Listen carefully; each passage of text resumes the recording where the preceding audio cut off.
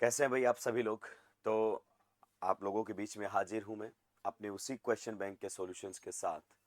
Last discussion में हमने question number 16 तक बातें कर ली थी। अब हम क्वेश्चन नंबर 17 और उसके आगे के क्वेश्चंस डिस्कस करेंगे। आज वाले पार्ट में काफी अच्छे क्वेश्चंस आपको दिखाई देंगे। अगर नीट ने थोड़ा सा भी अपना लेवल बढ़ाया तो आपको अच्छा लगेगा इस टाइप के क्वेश्चंस को करके। ठीक है, तो चलते हैं क्वेश्चन नंबर 17 की तरफ। देखिए क्वेश्चन नंबर 17 में किस प्रकार की बातें यहां पर की गई। आप इस क्वेश्चन को स्किप कर सकते हो, थोड़ा सा मुझे एक्स्ट्रा बातें करनी पड़ेंगी, बेनिफिट आपको इतना नहीं होगा, तो इसको स्किप कर देते हैं हम। ओरिजिनल क्वेश्चन बैंक में मैंने आपको दिया भी नहीं था। इधर वाले से बात करना शुरू करते हैं। देखिए इधर अगर अपन बात करें दोनों से, Cl2 प्लस AlCl3 के रिएक्शन से आप जानते हैं क्या जनरेट कर लेंगे आप, Cl plus, which is the electrophile of this chemical reaction. अब ये कौन से हाइड्रोजन को रिप्लेस करेगा, ये बेंजीन पर लगे हुए ग्रुप्स डिसाइड करेंगे। यहां पर जो ग्रुप लगा हुआ है वो NO2 है और जिसका इफेक्ट रहेगा -R। यहां पर जो आपके सामने लगा हुआ ग्रुप है CH3 है जिसका इफेक्ट रहेगा +H। आप अक्सर इसमें गलती कर देंगे, एल्काइल ग्रुप याद रखिए दो इफेक्ट दिखाते हैं, एक तो +I दिखाते हैं और एक +H दिखाते हैं। क्लियर, तो इसको हाइपर कॉन्जुगेशन को इग्नोर मत कीजिएगा।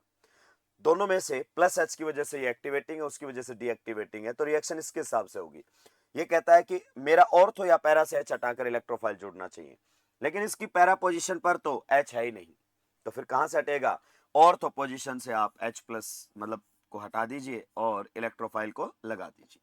तो यहां पर आपके सामने NO2 रहेगा, ये CH3, यहां से H हटकर कौन लग जाएगा, Cl। वैसे आपको एक इंटरेस्टिंग बात बताऊं, इसमें दोनों ही ग्रुप यहीं पर डायरेक्ट कर रहे हैं। दोनों का ये कहना है कि ये वाला हाइड्रोजन हटना चाहिए। क्यों, क्योंकि ये इसके ऑर्थो पर है, +H से ऑर्थो पैरा डायरेक्टिंग है, और ये NO2 की मेटा पर है, और NO2 भी -R से मेटा डायरेक्टिंग है। तो दोनों एक ही जगह पर आने वाले इलेक्ट्रोफाइल को भेजने की कोशिश कर रहे हैं। चलिए हम बढ़ते हैं नेक्स्ट क्वेश्चन की तरफ। अगला क्वेश्चन हमारे सामने कुछ इस प्रकार से दिया हुआ है। आप जानते हैं इन दोनों की कॉम्बिनेशन से नाइट्रेटिंग मिक्सचर बोलते हैं, इससे हमें मिलता है NO2+, which is the electrophile of this chemical reaction. ठीक है, तो NO2+, अब कहां से H हटाएगा, देखो ये CH3 लगा हुआ है जिसका इफेक्ट आपका रहेगा +H, यहां पर भी आपका CH3 ग्रुप लगा हुआ है जिसका इफेक्ट रहेगा +H। क्लियर, तो दोनों ही एक्टिवेटिंग है और दोनों की एक्टिवेटिंग पावर भी सेम है। क्लियर, आप +H इफेक्ट को कैसे कंपेयर करते हो भाई, किसका +H ज्यादा लगेगा या किसका +H कम लगेगा, ये कहां से डिसाइड किया जाता है, ये डिसाइड करते हैं, आपके टर्म में बात करना चाहूं तो नंबर ऑफ अल्फा हाइड्रोजन से। किससे पता किया जाता है, नंबर ऑफ अल्फा हाइड्रोजन के थ्रू ये पता किया जाता है। तो दोनों की पावर एक्टिवेटिंग है, दोनों कहते हैं कि या तो मेरे पैरा से या ऑर्थो से H हटाओ। तो ये H इसकी तो पैरा पोजीशन पर है और इसकी ऑर्थो पोजीशन पर है। अगर इधर वाले H की मैं बात करना चाहूं तो इस पर भी हम बात कर सकते हैं कि ये वाला H इसकी ऑर्थो पोजीशन पर है और इसकी पैरा पोजीशन पर है। दोनों में से आप कोई सा भी H हटा सकते हैं। अगर हमने यहां से H हटा दिया तो यहां पर NO2 ग्रुप लगा हुआ मिलेगा। क्लियर, तो ये इसकी तो ऑर्थो पोजीशन पर सब्स्टिट्यूशन हुआ है और इसकी पैरा पोजीशन पर सब्स्टिट्यूशन हुआ है। एग्जैक्टली अगर अपन ऐसे ही बात करना चाहें तो आप यहां से H हटाओगे, यहां पर NO2 ग्रुप लगाओगे, तो इसकी तो ऑर्थो पोजीशन पर हुआ है और इधर वाले की पैरा पोजीशन पर हुआ है। अब आपको लगेगा कि सर फिर इन दोनों में से मेजर प्रोडक्ट कौन सा बनेगा। एक्चुअली ये दोनों प्रोडक्ट सेम है, अगर आप आईपैक नेम लिखेंगे तो दोनों प्रोडक्ट क्या है, सेम है। तो ये आपके रिएक्शन का कैसा प्रोडक्ट है, ये आपके रिएक्शन का मेजर प्रोडक्ट है। पर ये ध्यान रखिएगा कि यहां वाला जो H है ना वो बहुत ही कम रिमूव होगा, कारण ये दोनों की ऑर्थो पोजीशन है। साथ में जैसे ही आप यहां पर सब्स्टिट्यूशन करवाओगे ना तो आपका 3 बल्कि ग्रुप्स लगातार आ जाएंगे रिंग के ऊपर, जिसकी वजह से आपके प्रोडक्ट में अच्छी खासी क्या देखने को मिलेगी, स्टेरिक क्राउडिंग। क्लियर, अच्छी खासी आपको क्या देखने को मिलेगी, स्टेरिक क्राउडिंग। तो ये बहुत ही कम अमाउंट में आपका प्रोडक्ट बनेगा। तो पूछ सकता है कि कौन सा प्रोडक्ट बहुत ही कम अमाउंट में बनने वाला है, वो वाला प्रोडक्ट बहुत कम अमाउंट में बनेगा। हमने ऐसी बातें क्लास में भी की थी। चलिए हम नेक्स्ट क्वेश्चन की तरफ बढ़ते हैं दोस्तों। अगले क्वेश्चन में आप जानते हैं कि यहां पर अगर अपन बात करना चाहें Cl हम चुरा लेंगे तो किसका फॉर्मेशन हो जाएगा, कार्बोकेटाइन का। किसका फॉर्मेशन हो जाएगा, कार्बोकेटाइन का। ये आपके सामने इलेक्ट्रोफाइल जनरेट होकर आ गया है। कार्बोकेटाइन का पहला काम होता है रीअरेंजमेंट, जो कि नहीं करना चाहेगा। दूसरा काम होता है bond formation with nucleophile and benzene is the nucleophile. अब बेंजीन पर लगे हुए ग्रुप डिसाइड करेंगे कि विच हाइड्रोजन शुड बी रिमूव्ड। बताइए इसमें कैसा इफेक्ट लगेगा, +R सॉरी। और इसका कैसा लगेगा, प्लस H प्लस R से ज्यादा एक्टिवेटिंग है तो कहता है मेरी ऑर्थो या फिर मेरी पैरा पोजीशन से H को रिप्लेस कीजिए। आप बताइए कौन सा डायरेक्टिंग नेचर इसका सही रहेगा, कहां से H आप हटाओगे? तो ये मेजर प्रोडक्ट अपनी पैरा पोजीशन से बनाना पसंद करता है। तो कुछ इस प्रकार से आपके सामने प्रोडक्ट यहाँ पर बनता हुआ आएगा। अगर मैं एक ही प्रोडक्ट लिख रहा हूं, इसका मतलब बाय डिफॉल्ट वही आपका कौन सा प्रोडक्ट रहने वाला है, मेजर प्रोडक्ट रहने वाला है। क्लियर? कंफ्यूज मत होइएगा, पीएच मैंने जो लिखा है आप जानते हैं कि ये जो ग्रुप आपका रहता है, ये वाला जो ग्रुप आपका रहता है, ये वाला जो ग्रुप आपके सामने रहता है, इस ग्रुप को आप क्या बोलते हैं, फिनाइल ग्रुप बोलते हैं। कौन सा ग्रुप बोलते हैं, phenyl, and it is abbreviated as PH. तो मैं ये लिखूं एक ही बात है, तो मैंने यहां पर पीएच लिख दिया फिनाइल ग्रुप के तौर पर। उम्मीद करता हूं ये पॉइंट आपको क्लियर हो गया होगा। चलिए अगले क्वेश्चन की तरफ बढ़ते हैं। अगला क्वेश्चन हमारे सामने क्या कह रहा है, रिएक्शन करवाई जा रही है Br2 के साथ। चलिए एक बढ़िया डिस्कशन मैं यहां पर करता हूं, आपको थोड़ा सा समझाने की कोशिश करता हूं। जब आप एनसीईआरटी पढ़ेंगे, चैप्टर फिनोल में आप पढ़ेंगे, तो जब आप फिनोल का ब्रोमिनेशन करवाते हैं, ये मान लीजिए अगर अपन बात करना चाहें, हमारे सामने फिनोल है, जब आप इसका ब्रोमिनेशन करवाते हैं, रिएक्शन करवाते हैं Br2 के साथ, एंड टेम्परेचर लो रहता है, आप यहाँ पर सॉल्वेंट के तौर पर इसका इस्तेमाल कर सकते हो। क्लियर? ऑलमोस्ट ये जो रिएक्शन रहती है 273 केल्विन के आसपास लो टेम्परेचर पर करवाई जाती है, और ये रिएक्शन हो जाती है, ये रिएक्शन हो जाती है। यहाँ पर OH की ऑर्थो पोजीशन पर भी Br लगा हुआ मिलता है, और OH की अगर अपन बात करना चाहें पैरा पोजीशन पर भी आपको Br लगा हुआ मिलता है। ये आपके सामने बनकर आ जाता है, एंड आप जानते हैं पैरा से आपका मेजर प्रोडक्ट आएगा। उसको डिसाइड करने में बहुत सारे फैक्टर्स होते हैं, उनमें से स्टेरिक भी एक होता है। ठीक है, तो ये आपका मेजर प्रोडक्ट पैरा पोजीशन से बनकर आ गया है। साथ के साथ आप जानते हैं जब ये रिएक्शन करवाते हैं बेंजीन के साथ, अगर आप डायरेक्ट इस रिएक्शन को करवाएं, जैसे अगर आप ये रिएक्शन केवल Br2 की बेंजीन के साथ करवाएं, तो यहां पर आपको मिलेगी नो रिएक्शन, रिएक्शन नहीं होती है। ठीक है, और अगर आप इसी रिएक्शन को करवा देते हैं किसके साथ, Br2 के साथ, इन द प्रेजेंस ऑफ Fe, या फिर आप इस्तेमाल में ले सकते हैं FeBr3। क्लियर? तो ये रिएक्शन हो जाती है, तो ये रिएक्शन हो जाती है। मैं रिएक्शन का प्रोडक्ट अभी बनाऊंगा, पर आप सोचिए कि आप यहां पर रिएक्शन के ना होने का कारण क्या देंगे, रिएक्शन के ना होने का कारण क्या देने वाले हैं, क्या कारण देने वाले हैं? मैक्सिमम स्टूडेंट्स यही सोचते हैं कि सर ये प्रोडक्ट यहां पर नहीं बन सकता है, ये प्रोडक्ट जो आपका है वो नहीं बनेगा, कारण इससे हो जाएगा लॉस ऑफ एरोमेटिसिटी। भाई ये प्रोडक्ट आपके सामने नहीं बनेगा क्योंकि ये नॉन एरोमेटिक है, तो लॉस ऑफ एरोमेटिसिटी बेंजीन को बर्दाश्त नहीं होगा। देखो ये जो एक्सप्लेनेशन है ना, ये एक्सप्लेनेशन आपका इस बात का है कि बेंजीन एडिशन रिएक्शन क्यों नहीं देता, क्योंकि एडिशन से उसका लॉस ऑफ एरोमेटिसिटी हो जाता है। ये बात बिल्कुल सही है, लेकिन दोस्तों इधर भी ध्यान दीजिए, यहां पर भी बेंजीन ने रिएक्शन किया है, और ये एडिशन रिएक्शन नहीं है, अपने एरोमेटिक कैरेक्टर को रिटेन किया है रिएक्शन के ड्यूरिंग। तो आपकी यहां पर भी जो रिएक्शन है वो एडिशन थोड़ी होगी, यहां पर भी जो रिएक्शन आपकी होने वाली है वो सब्स्टिट्यूशन रिएक्शन होने वाली है। कौन सी रिएक्शन होने वाली है, सब्स्टिट्यूशन रिएक्शन होने वाली है। तो ये सब्स्टिट्यूशन ही हो जाता, लेकिन ऊपर नहीं हो पाया। इस बात पर आपको थोड़ा सा फोकस करना चाहिए कि हम तो ये एक्सप्लेनेशन दे रहे हैं कि एडिशन रिएक्शन नहीं होगा, पर आपका एरोमेटिक इलेक्ट्रोफिलिक सब्स्टिट्यूशन भी तो हो सकता था, वो क्यों नहीं हुआ? दोनों में फर्क कितना सा है कि अगर आप Fe है देखें तो यहां पर है वहां पर नहीं है, या FeBr3 यहां पर है वहां पर नहीं है, तो उसका कारण हमने पहले भी डिस्कस किया था क्लास में। मैं थोड़ा सा आपको आज बढ़िया लेवल पर यहां पर चीजें क्लियर करना चाहता हूं, क्योंकि यहां पर अपने पास कोई टाइम की लिमिटेशन नहीं है। जिस बच्चे को जिस क्वेश्चन में डाउट है वो वही देखे, उसको कॉन्सेप्ट क्लियरिटी एक अलग लेवल की मिलनी चाहिए। चलिए हम बात करते हैं ऐसा क्या किया है Fe ने। देखिए जब आप लेते हैं डायरेक्ट, अगर अपन बात करना चाहें Fe, तो पहले Fe और Br2 रिएक्शन करता है और फॉर्मेशन कर देता है FeBr3 की। क्लियर? ये रिएक्शन आईओसी की रिएक्शन है, आपको पढ़ाई जाती है। और FeBr3 आपके सामने जो बनकर आता है दोस्तों, वो होता है लुईस एसिड। क्या होता है? लुईस एसिड यहां पर आपके सामने रहेगा। अब ये वापस से किसके साथ रिएक्शन करता है? Br2 के साथ रिएक्शन करता है। क्लियर? और आप सभी जानते हैं कि आपका इस रिएक्शन में ये किसकी तरह काम करेगा? लुईस बेस की तरह काम करेगा, और ये किसकी तरह काम करेगा? लुईस एसिड की तरह यहां पर काम करता है। क्लियर, दोनों के बीच में एसिड बेस रिएक्शन होगी। ये इसको अपना लोन पेयर शेयर कर देगा, अगर किसी के पास लोन पेयर है विद कंप्लीट ऑक्टेट तो ये इसको शेयर कर देगा, और शेयर करने के ऊपर आप जानते हैं यहां पर ब्रोमीन पर आ जाएगा पॉजिटिव चार्ज और Fe के ऊपर कैसा चार्ज आ जाएगा, नेगेटिव चार्ज। क्लियर, तो एक कॉम्प्लेक्स फॉर्मेशन इसने कर ली। इसका फायदा क्या होता है, इसका फायदा ये है कि इसने इस ब्रोमीन के जो बॉन्ड है ना, ब्रोमीन ब्रोमीन बॉन्ड, इसको वीक कर दिया है। अब ये बॉन्ड वीक हो चुका है। आपकी बेंजीन डायरेक्ट यहां पर इस बॉन्ड को नहीं तोड़ पाती, बेंजीन डायरेक्ट इसके साथ रिएक्शन नहीं कर पाती, क्योंकि बॉन्ड में पोलैरिटी कम है, और जिसकी वजह से ये ब्रोमीन का बॉन्ड बेंजीन डायरेक्ट नहीं ब्रेक कर पाता है, जिसकी वजह से नो रिएक्शन होता है। तो अगर आप इस रिएक्शन को करवाना चाहते हैं तो दो तरीके से इस रिएक्शन को करवाया जा सकता है। पहला तरीका यह है कि आप इस बॉन्ड को किसी एक्सटर्नल लुईस एसिड की मदद से पोलराइज कर दीजिए, इसको वीक कर दीजिए किसी एक्सटर्नल, और वो काम करेगा आपका लुईस एसिड। आपके लुईस एसिड ने यही किया है, Br के जो बॉन्ड है Br2 में जो Br बॉन्ड है उसको वीक कर दिया है।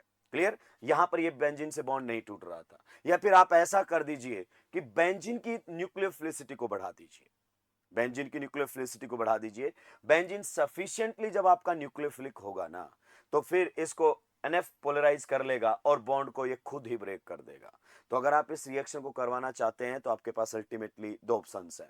पहला ऑप्शन, आप इसकी इलेक्ट्रोफिलिसिटी को बढ़ाएं, क्लियर, या ब्रोमीन ब्रोमीन के बॉन्ड को वीक करें with the help of this Lewis acid.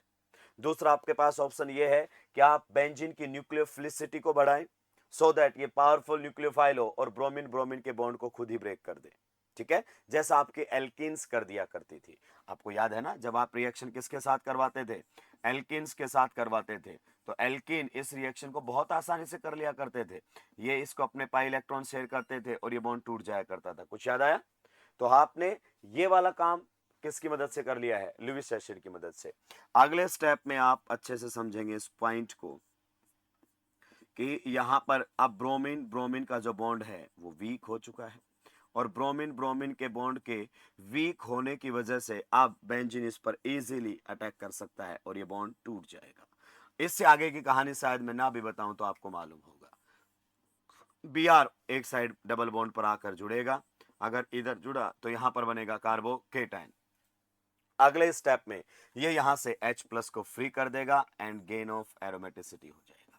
तो देखो आपका एरोमेटिक करेक्टर रिटेन्ड है और एक इलेक्ट्रोफाइल ने दूसरे इलेक्ट्रोफाइल को रिप्लेस कर दिया। आपका technically Br plus is replacing H plus. क्या यहां तक किसी को कोई दिक्कत आपत्ति परेशानी है?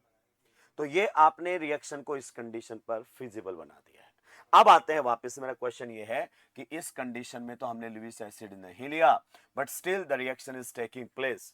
बट आपके रिंग के ऊपर कैसा ग्रुप लग गया है, प्लस आर वाला ग्रुप लग गया है। तो प्लस आर वाले ग्रुप ऐसा क्या कर देते हैं जिसकी वजह से आपके लुईस एसिड की रिक्वायरमेंट इस रिएक्शन में नहीं पड़ती है। मैं उसी को ही समझाने की कोशिश कर रहा हूं कि जब भी कोई प्लस आर वाला ग्रुप आप रिंग के ऊपर इंट्रोड्यूस कर देते हैं तो उसकी वजह से रिंग की न्यूक्लियोफिलिसिटी बढ़ जाती है। आप वैसे तो थ्योरेटिकली बात करते हो कि रिंग की न्यूक्लियोफिलिसिटी बढ़ जाएगी, जिसकी वजह से रिंग ज्यादा रिएक्टिव हो जाएगी। हम उसको थोड़ा सा समझाते हैं। देखिए, इसमें अगर अपन बात करना चाहें, lone pair will convert into pi bond and pi bond will convert into negative charge. तो OH इसके ऊपर आपका प्लस आर इफेक्ट दिखाएगा, रेजोनेंस होगा। तो रेजोनेंस करेगा तो इस पर आ जाएगा पॉजिटिव चार्ज और इस पर आ जाएगा नेगेटिव चार्ज। क्लियर, फिर से negative will convert into pi bond and pi bond will convert into negative charge. Reaction आपके आगे बढ़ जाएगी, और जब रिएक्शन आगे बढ़ेगी तो पैरा पोजीशन के ऊपर आपको क्या लगता हुआ दिखाई देगा, आप बताइए। पैरा पोजीशन के ऊपर आपको लगता हुआ दिखाई देगा यहां पर नेगेटिव चार्ज। आगे बात समझ में? चलिए, अब ये करेगा कि इसके ऊपर अटैक Br2 के ऊपर। यहां पर आपके सामने रहेगा Br ये करेगा इसके ऊपर अटैक और ये बॉन्ड टूटेगा खटैक। देखिए, OH ने अपने प्लस आर इफेक्ट से इसकी न्यूक्लियोफिलिसिटी को बढ़ा दिया है। अब रिएक्शन बहुत आसानी से हो जाएगी, और जब रिएक्शन यहां तक बढ़ेगी तो आप जानते हैं इधर H था, यहां पर कौन आ जाएगा, Br आ जाएगा। क्लियर, एंड जिसकी वजह से होगा यहां पर लॉस ऑफ एरोमेटिसिटी। अगले ही स्टेप में यहां से किसको निकलना पड़ेगा, H प्लस को। तो जब H प्लस निकलेगा तो यहां पर बनेगा इधर डबल बॉन्ड, ये डबल बॉन्ड उधर जाएगा और ये इधर चला जाएगा, and there will be gain of aromaticity. There will be gain of aromaticity. इस प्रकार से यहां पर H हट जाएगा और कौन लगा हुआ मिलेगा आपको, Br लगा हुआ मिलेगा। तो ये कमाल करके दिखाता है आपका प्लस आर वाला ग्रुप। तो जब भी बेंजीन पर कोई plus R effect showing group आ जाए तो आपको हेलोजिनेशन के लिए लुइस एसिड की रिक्वायरमेंट नहीं पड़ती है। उम्मीद करता हूं कि मैंने ये चीजें क्लियर की होंगी। क्लास में हमने इसके बारे में बात किया था पर इतना डिटेल में नहीं समझा सकते। अब आते हैं इस क्वेश्चन पर। बताइए यहां पर इसका कैसा इफेक्ट लग रहा है, प्लस आर इफेक्ट। कैसा इफेक्ट लग रहा है, प्लस आर इफेक्ट लग रहा है। तो क्या आपको यहां पर रिक्वायरमेंट है लुइस एसिड की? नो। आपका बेंजीन सफिशिएंटली न्यूक्लियोफिलिक है Br के बॉन्ड को तोड़ने के लिए। ये पॉइंट आपको क्लियर होना चाहिए। अगर ऐसा है तो बताइए प्लस आर से, और ये है प्लस एच, कौन सा ज्यादा एक्टिवेटिंग है, प्लस आर। और प्लस आर के हिसाब से रिएक्शन कहां पर होनी चाहिए, कौन सा एच रिप्लेस होना चाहिए, ऑर्थो या फिर पैरा। लेकिन इसकी पैरा पोजीशन पर तो एच है ही नहीं। क्यों? क्योंकि कौन लग चुका है यहां पर, तो CH3 लगा हुआ है। तो फिर कहां से आपको एच रिप्लेस करना पड़ेगा, ऑर्थो पोजीशन से एच रिप्लेस करना पड़ेगा। This will be the product of this chemical reaction. पक्का? बिल्कुल सही। अगले में देखो क्या दिया हुआ आपके सामने, HCl in the presence of AlCl3। HCl in the presence of AlCl3, इनकी वजह से आप क्या जनरेट कर सकते हो, H प्लस। क्लियर?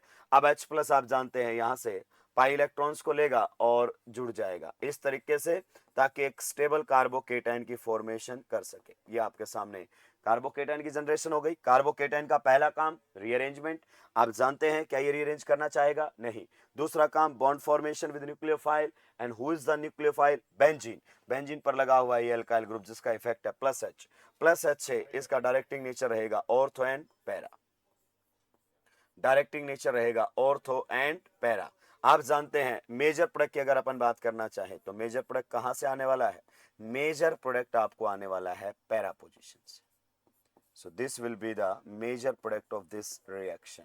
हालांकि अगर अपन बात करना चाहें तो आपका ऑर्थो पर भी हो सकता है एल्काइलेशन, पर ऑर्थो से माइनर बनेगा और यहां से कौन सा प्रोडक्ट बनेगा, मेजर। तो ये एक प्रकार का आपने एल्काइलेशन रिएक्शन करवाया है। कौन सा रिएक्शन करवाया है, एल्काइलेशन रिएक्शन करवाया है। चलिए हम आगे बढ़ते हैं।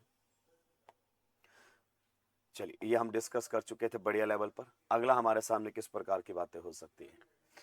रिएक्शन करवाई गई है H2SO4 के साथ। आप जानते हैं H2SO4 आपस में ही रिएक्ट करके क्या जनरेट करके देता है, SO3H+। उम्मीद करता हूं ये आपको मालूम होगा। SO3H+, सल्फोनेशन वो कंप्लीटली रिवर्सिबल रिएक्शन। आपका कौन लगा हुआ है, हेलोजन। हेलोजन के बारे में आप जानते हैं दो काम करता है ये। एक तो रहता है डीएक्टिवेटिंग। क्या रहता है, डीएक्टिवेटिंग। इसके आने से रिएक्शन का रेट क्या हो जाता है, स्लो। और दूसरा ortho para directing. Ortho para directing halogens का ये आपको ड्वेल नेचर मालूम होना चाहिए। तो मेजर प्रोडक्ट हेलोजन्स कहां से बना कर देते हैं, ऑर्थो या पैरा। रिएक्शन बेंजीन के कंपैरिजन में स्लो होगी, पर आपका SO3H ग्रुप कहां पर लगा हुआ मिलेगा आपको, पैरा पोजीशन पर। Clear? This is going to be the major product of this chemical reaction. Next में आप जानते हैं ये आपके सामने दिया हुआ है CH3CO। यहां पर अगर अपन बात करें Cl, रिएक्शन करवाई गई है AlCl3 के साथ और इसके पास है लोन पेयर। क्लियर? ये बनेगा लुइस बेस और ये बनेगा लुइस एसिड। इसको अपने लोन पेयर शेयर कर देगा। अगर इसने इसको अपना लोन पेयर शेयर कर दिया है तो आप बता दीजिए क्लोरीन के ऊपर कैसा चार्ज आ जाएगा, पॉजिटिव, और इसके ऊपर कैसा आ जाएगा, नेगेटिव। कुछ ही देर बाद यहां से Cl अपना बॉन्ड तोड़कर निकल लेगा और किसका फॉर्मेशन कर देगा, कार्बोकेटाइन का। क्लियर? आप बताइए इस टाइप के कार्बोकेटाइन्स रीअरेंजमेंट शो करते हैं क्या? नहीं। जब आपके डबल बॉन्ड के ऊपर पॉजिटिव चार्ज आ जाए, ये वाले कार्बोकेटाइन्स, आपके ये वाले कार्बोकेटाइन्स जो होते हैं ये रीअरेंजमेंट शो नहीं किया करते हैं। क्यों? उन सब के रीजंस हैं, लेकिन आपको जानने की जरूरत नहीं है। जो बात एनसीईआरटी में होगी वो डिस्कस करेंगे हम। तो आपके सामने इलेक्ट्रोफाइल जनरेट हो गया और इलेक्ट्रोफाइल अब बेंजीन से जाके H को हटाएगा। लगा हुआ ग्रुप आपका कैसा इफेक्ट दिखा रहा है, प्लस H से activating and ortho para directing. अगर मेजर प्रोडक्ट की बात की जाए तो आप बताइए मेजर प्रोडक्ट कहां से आने वाला है, पैरा से। So this is going to be the major product of this chemical reaction. आपका सब्स्टिट्यूशन ऑर्थो पोजीशन पर भी आपको देखने को मिल सकता है, पर ऑर्थो पोजीशन से आपका प्रोडक्ट कैसा बनकर आएगा, minor. So this is going to be the major product of this reaction. Technically this is Friedel-Crafts acylation. This is Friedel-Crafts acylation. क्या मैं आगे बढ़ सकता हूं? चलिए अगले क्वेश्चन की तरफ चलते हैं। कहता है so the products of this reaction. फिर से हमारे सामने वही बातें हो रही है। रिएक्शन हम करवाएंगे इन दोनों की। आप समझ गए होंगे अब तो, आपको बहुत आसानी से चीजें समझ में आने लगी होंगी। ये हमारे सामने दिया गया है बेंजाइल क्लोराइड, रिएक्शन करवाई गई है AlCl3 के साथ। तो यहाँ से हम जुगाड़ से बोल देते हैं कि इसको यहाँ से Cl चुरा ले जाएगा और किसकी फॉर्मेशन कर देगा, कार्बोकेटाइन की फॉर्मेशन कर देगा। किसकी फॉर्मेशन कर देगा, कार्बोकेटाइन की। तो ये आपके सामने बन जाएगा। बताइए कार्बोकेटाइन का पहला काम रीअरेंजमेंट, और अभी अभी बताया है कि इस टाइप के कार्बोकेटाइंस आपका रीअरेंजमेंट शो नहीं किया करते हैं। तो फिर दूसरा काम bond formation with nucleophile, and who is the nucleophile, आप जानते हैं बेंजीन, और इस पर लगा हुआ एल्काइल ग्रुप जिसका कैसा इफेक्ट है, प्लस एच है, ये activating and ortho para directing है। Then which hydrogen should be remove, अगर मेजर प्रोडक्ट की बात करना चाहें तो पैरा पोजीशन से एच को हटा दीजिए।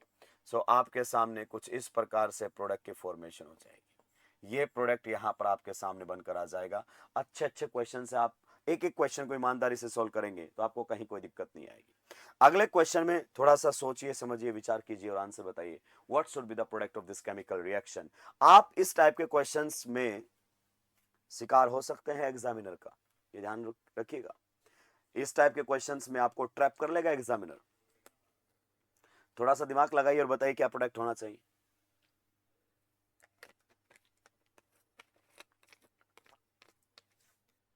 चलिए, नॉर्मली हम क्या सोचते हैं, जल्दबाजी में हम ऐसा करेंगे, यहां से Cl हटा देंगे, ये कार्बोकेटाइन बना देंगे, क्लियर, और ये इलेक्ट्रोफाइल की तरह काम करेगा, इसका -R लग रहा होगा, डीएक्टिवेटिंग और मेटा डायरेक्टिंग बना देंगे।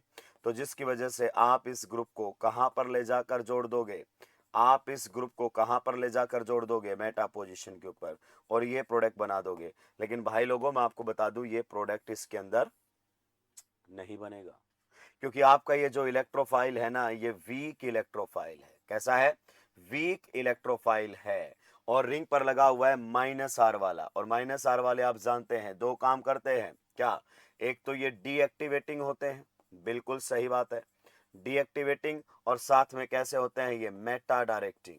और अगर आपके रिंग पर लगा हुआ कोई group deactivating and meta directing है तो आप जानते हैं उसमें फिडलक्राफ्ट एल्काइलेशन और फिडलक्राफ्ट असाइलेशन नहीं हो पाएगा। ये वीक इलेक्ट्रोफाइल है, रिंग के ऊपर एरोमेटिक इलेक्ट्रोफिलिक सब्स्टिट्यूशन नहीं देगा। तो इसका आंसर आपके सामने रहेगा नो रिएक्शन। मैंने बोला था ना कि थोड़ा सा ध्यान दीजिए। आप कितने भी थ्योरी पढ़ लीजिए, लेकिन इस टाइप की बातें आप तभी रिकॉल कर पाओगे एग्जामिनेशन सेंटर में जब आपकी क्वेश्चन प्रैक्टिस बहुत अच्छी रही होगी। नोट कर लेना आपने, लिखवाया था लिमिटेशन के अंदर कि in the presence of deactivating and meta directing group no Friedel Crafts reaction, neither alkylation nor acylation. अगले क्वेश्चन की तरफ चलते हैं। इस क्वेश्चन में बच्चों को बहुत ज्यादा दिक्कत आती है, मुझे नहीं लगता कि आपको प्रॉब्लम आनी चाहिए। मैं पूरा डिटेल्ड इसके अंदर मैकेनिज्म आप लोगों के सामने फिर से लिख देता हूं, कोई दिक्कत नहीं है, ये इसी चीज का बेनिफिट हमें यहां मिलता है। मान लीजिए अगर अपन बात करना चाहें, ये हमारे सामने बेंजीन है और इसकी रिएक्शन हम करवा रहे हैं किसके साथ, सक्सेनिक एनहाइड्राइड के साथ। ये यहाँ पर हमारे सामने सक्सेनिक एनहाइड्राइड है and reaction is carried out in the presence of AlCl3। Maximum students यहाँ पर कंफ्यूज्ड होते हैं, तो मैं मैकेनिज्म की बात कर लेता हूँ। किसकी बात कर लेता हूँ, प्रॉपर मैकेनिज्म की बात कर लेता हूँ। रिएक्शन में बनने वाले प्रोडक्ट का भी मैं यहाँ पर डिस्कशन कर देता हूँ। रिएक्शन में जो आपके सामने प्रोडक्ट बनकर आएगा वो कुछ इस प्रकार से प्रोडक्ट रहने वाला है, वो कुछ इस प्रकार से प्रोडक्ट आप लोगों के सामने रहेगा। बहुत सारे बच्चों को डाउट आता है कि प्रोडक्ट कैसे बना। चलिए हम बात करते हैं। सबसे पहले आप जानते हैं एरोमेटिक इलेक्ट्रोफिलिक सब्स्टिट्यूशन रिएक्शन कितनी स्टेज में चलती है, आपकी 3 स्टेज में। स्टेज नंबर 1 होता है जनरेशन ऑफ द इलेक्ट्रोफाइल, और AlCl3 इसीलिए लाया गया है ताकि इलेक्ट्रोफाइल जनरेट किया जा सके। देखिए 3 ऑक्सीजन है, तीनों ऑक्सीजन अपने लोन पेयर शेयर कर सकती हैं, पर इसके जो लोन पेयर हैं वो डीलोकलाइज्ड हैं, इसके जो लोन पेयर हैं वो लोकलाइज्ड हैं, और इसके जो लोन पेयर हैं वो लोकलाइज्ड हैं। प्लीज अगर आप लोकलाइज्ड और डीलोकलाइज्ड नहीं पहचान पा रहे हैं तो एक बार जाकर जियो सिम इसको रिवाइज कीजिए। और आप जानते हैं localized lone pairs are more basic as compare to delocalized. तो इनमें से कोई ऑक्सीजन, या तो ये वाला ऑक्सीजन या ये वाला ऑक्सीजन, अपने इलेक्ट्रॉन्स AlCl3 के साथ शेयर करेगा। मान लीजिए अगर इसने अपने इलेक्ट्रॉन्स AlCl3 के साथ शेयर कर दिए हैं तो रिएक्शन आपके आगे बढ़ जाएगी। और आप जानते हैं जो इलेक्ट्रॉन देता है यानी कि डोनर, उस पर कैसा चार्ज आ जाता है, पॉजिटिव, और एक्सेप्टर पर कैसा आ जाता है, नेगेटिव। तो यहाँ पर आ जाएगा नेगेटिव चार्ज और यहाँ पर आ जाएगा पॉजिटिव चार्ज। क्लियर। ऑक्सीजन पर पॉजिटिव चार्ज आ गया है, बाजू वाले ऑक्सीजन पर है लोन पेयर, ये करेगा resonance. Lone pair will convert into pi bond and pi bond will convert into negative charge. उस पर ऑलरेडी नेगेटिव है, वो पॉजिटिव हो जाएगा, और जब भी कोई अपने लोन पेयर से रेजोनेंस करेगा तो पॉजिटिव चार्ज अपने ऊपर डेवलप कर बैठेगा। रिएक्शन आपकी आगे बढ़ेगी कुछ इस प्रकार से। क्लियर। रिएक्शन जो है वो आगे बढ़ेगी कुछ इस प्रकार से। यहां पर जुड़ा हुआ है AlCl3, यहां पर रहेगा माइनस और इस ऑक्सीजन पर आ जाएगा पॉजिटिव चार्ज। पहले एक बार चार्ज देखो, देखो जब आपने रेजोनेंस करवाया तो इस पर नेगेटिव आना था, पॉजिटिव था, ऑलरेडी न्यूट्रल हो गया। इसने अपना लोन पेयर से रेजोनेंस किया है तो इस पर पॉजिटिव चार्ज आ गया। इधर देखो टोटल चार्ज कितना है, 0। एरो किधर भी क्या होना चाहिए, 0। मामला सही है। अब ऑक्सीजन पर पॉजिटिव चार्ज है तो ऑक्सीजन अपने बॉन्ड को तोड़ देगा। अगर ऑक्सीजन ने अपना बॉन्ड तोड़ लिया तो किसका फॉर्मेशन कर देगा, आप बताइए। यहां पर फॉर्मेशन हो जाएगा आपके सामने कार्बोकेटाइन का। इस वाले कार्बन पर पॉजिटिव चार्ज आ जाएगा, ये आपके सामने रहेगा। इधर जुड़ा हुआ है AlCl3, इस पर कैसा चार्ज है, नेगेटिव, और ये आपका ऑक्सीजन कुछ इस प्रकार से। So this is the electrophilic centre of this chemical reaction, this is the electrophile. Now this electrophile is going to react with benzene, और आप अच्छे से जानते हैं कि बेंजीन का नेचर न्यूक्लियोफिलिक है, पर ये आपका एडिशन नहीं सब्स्टिट्यूशन रिएक्शन शो करवाएगा। चलिए हम इसको बढ़िया तरीके से आपको समझा देते हैं। बहुत सारे बच्चों को डाउट रहता है H+ कहाँ से आया, वो कहाँ से बना, ये कहाँ से बना। सारी बातें आज क्रिस्टल क्लियर करने का समय हमारे पास है। तो यहाँ पर है नेगेटिव चार्ज और यहाँ पर है पॉजिटिव चार्ज। क्लियर। बेंजीन, यहां पर मैं H जानबूझकर पहले दिखा लेता हूं। बेंजीन ने इसको अपने पाई इलेक्ट्रॉन शेयर किए। पाई इलेक्ट्रॉन शेयर करने का मतलब है कि यहां पर आपका जाकर जुड़ जाएगा इलेक्ट्रोफाइल। डबल बॉन्ड पर जब एक साइड इलेक्ट्रोफाइल जुड़ेगा, मान लीजिए अगर आपने इस साइड इलेक्ट्रोफाइल जोड़ दिया, ये जुड़ गया है, तो दूसरी साइड किसकी फॉर्मेशन हो जाएगी, कार्बोकेटाइन की। दूसरी साइड किसकी फॉर्मेशन हो जाएगी, कार्बोकेटाइन की फॉर्मेशन यहां पर आपके सामने हो जाएगी। एंड ये हो गया है लॉस ऑफ एरोमेटिसिटी। पक्का। अगले ही स्टेप के अंदर आप जानते हैं यहां से H+ हटेगा, और वो H+ हटेगा, वो किसके पास जाएगा, इस ऑक्सीजन के पास जाएगा। किसके पास जाएगा, इस ऑक्सीजन के पास जाएगा। इसके पास आप जानते हैं लोन पेयर्स हैं, तो यहां पर अगर अपन बात करना चाहें तो ये H+ को एक्सेप्ट कर लेगा, रिएक्शन आपके आगे बढ़ेगी। और जैसे रिएक्शन आगे बढ़ेगी तो रिंग में इसने अपना एरोमेटिक करेक्टर क्या कर लिया है, गेन कर लिया है। इस प्रकार से मामला चलेगा। CH2 यहां पर भी रहेगा हमारे सामने CH2। Clear.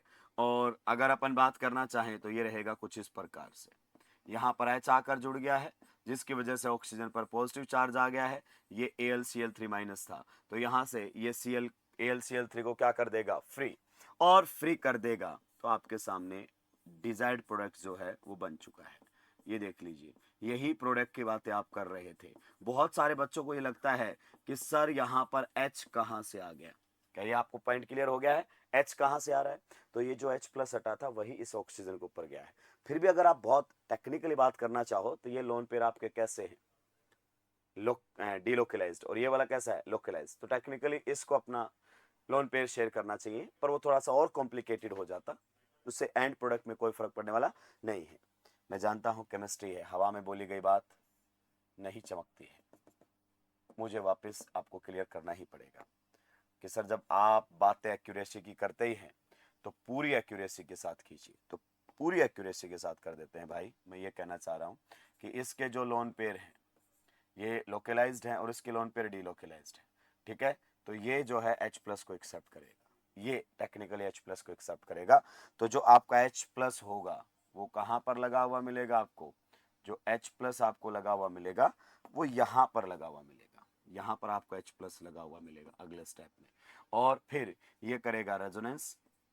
Lone pair will convert into pi bond and pi bond will convert into negative charge. तो ऑक्सीजन पर पॉजिटिव चार्ज आएगा। अगले स्टेप में आपका AlCl3 यहां से क्या मिलेगा, बाहर मिलेगा, एंड ये प्रोडक्ट बन जाएगा। उससे आपके प्रोडक्ट पर कोई चेंज नहीं आया, कोई चेंज आने वाला नहीं है। तो आपको जो सबसे बड़ा डाउट रहता है ना कि सर ये H कहां से आया और फिर AlCl3 कहां चला गया, तो मैंने आपको बताया है। मैंने आपको जुगाड़ भी बताया था कि या तो इस वाले कार्बोनिल कार्बन पर पॉजिटिव बनाओ या इस वाले कार्बोनिल कार्बन पर पॉजिटिव बनाओ। आप इसको ऐसे तोड़ दीजिए, यहां पर प्लस और यहां पर माइनस, और ये वाला इलेक्ट्रोफिलिक पार्ट रिंग पर जाकर जोड़ दीजिए। H+ हटेगा वो ऑक्सीजन पर लगा दीजिए। ये जुगाड़ होता है आपके रिएक्शन के प्रोडक्ट बताने का। क्लियर हो गया है? तो ये बेहतरीन क्वेश्चन था। आप एक बार बताओ, अगर मैं इसमें एक स्टेप आगे और चला जाऊं, रिएक्शन करवा दूं ZnHg और साथ में ले लूं कंसंट्रेटेड HCl, इस रिडक्शन का नाम है क्लीमेंसन रिडक्शन, तो कौन सा CO रिड्यूस होता है इसमें?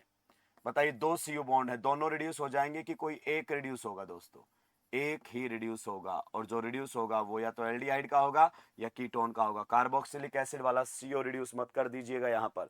तो काफी बेहतरीन बातें हमने यहां पर की हैं। चलिए आगे बढ़ जाता हूं। नेक्स्ट क्वेश्चन हमारे सामने क्या करा है? So the products of the each reaction. चलिए रिएक्शन की बात कर लेते हैं। यहां पर आप जानते हैं इन दोनों की मदद से क्या बनने वाला है आपके सामने? H+, और एल्केन इसको अपना पाई इलेक्ट्रॉन शेयर कर देगा। पाई इलेक्ट्रॉन शेयर कर देगा तो किसका फॉर्मेशन कर देगा आपके सामने? कार्बोकेटाइन का। और कार्बोकेटाइन के बारे में अब मैं आपको कैसे ही बताऊं, आप जानते हैं पहला काम होता है रीअरेंजमेंट, जो कि ये करना नहीं चाहेगा।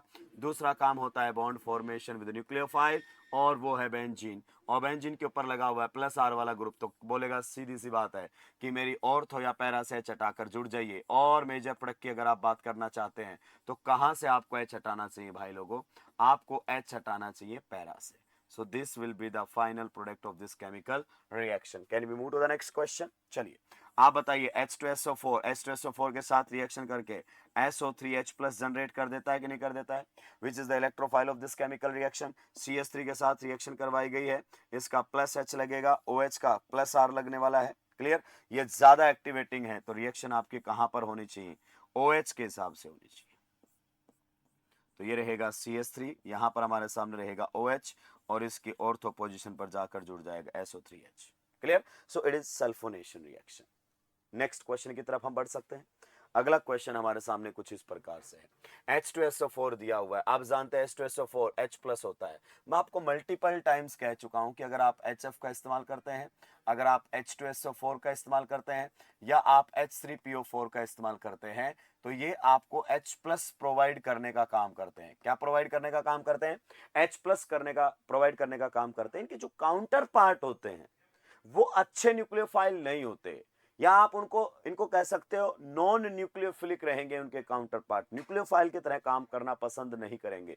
तो अगर आपको H+ चाहिए तो इन वाले प्रोटिक एसिड का आप इस्तेमाल कर सकते हैं।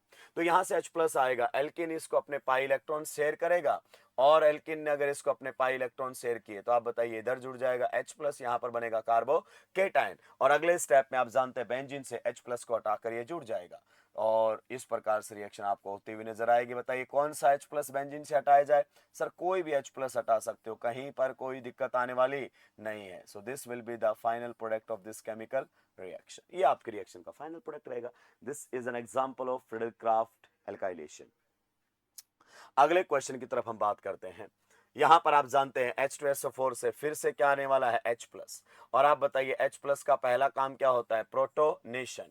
ये बोल देगा ऑक्सीजन को हिम्मत करके, क्या? Give me your lone pair. और जैसे ही ऑक्सीजन के ऊपर आ जाएगा पॉजिटिव चार्ज, तो आप सभी जानते हैं ये क्या बन चुका है अब? Leaving group. यहां से बॉन्ड के इलेक्ट्रॉन्स को तोड़ेगा और आगे बढ़ जाएगा। किसकी फॉर्मेशन कर देगा? बताइए कार्बोकेटाइन की। कार्बोकेटाइन का पहला काम रीअरेंजमेंट। क्या ये रीअरेंज करना चाहेगा? जी नहीं।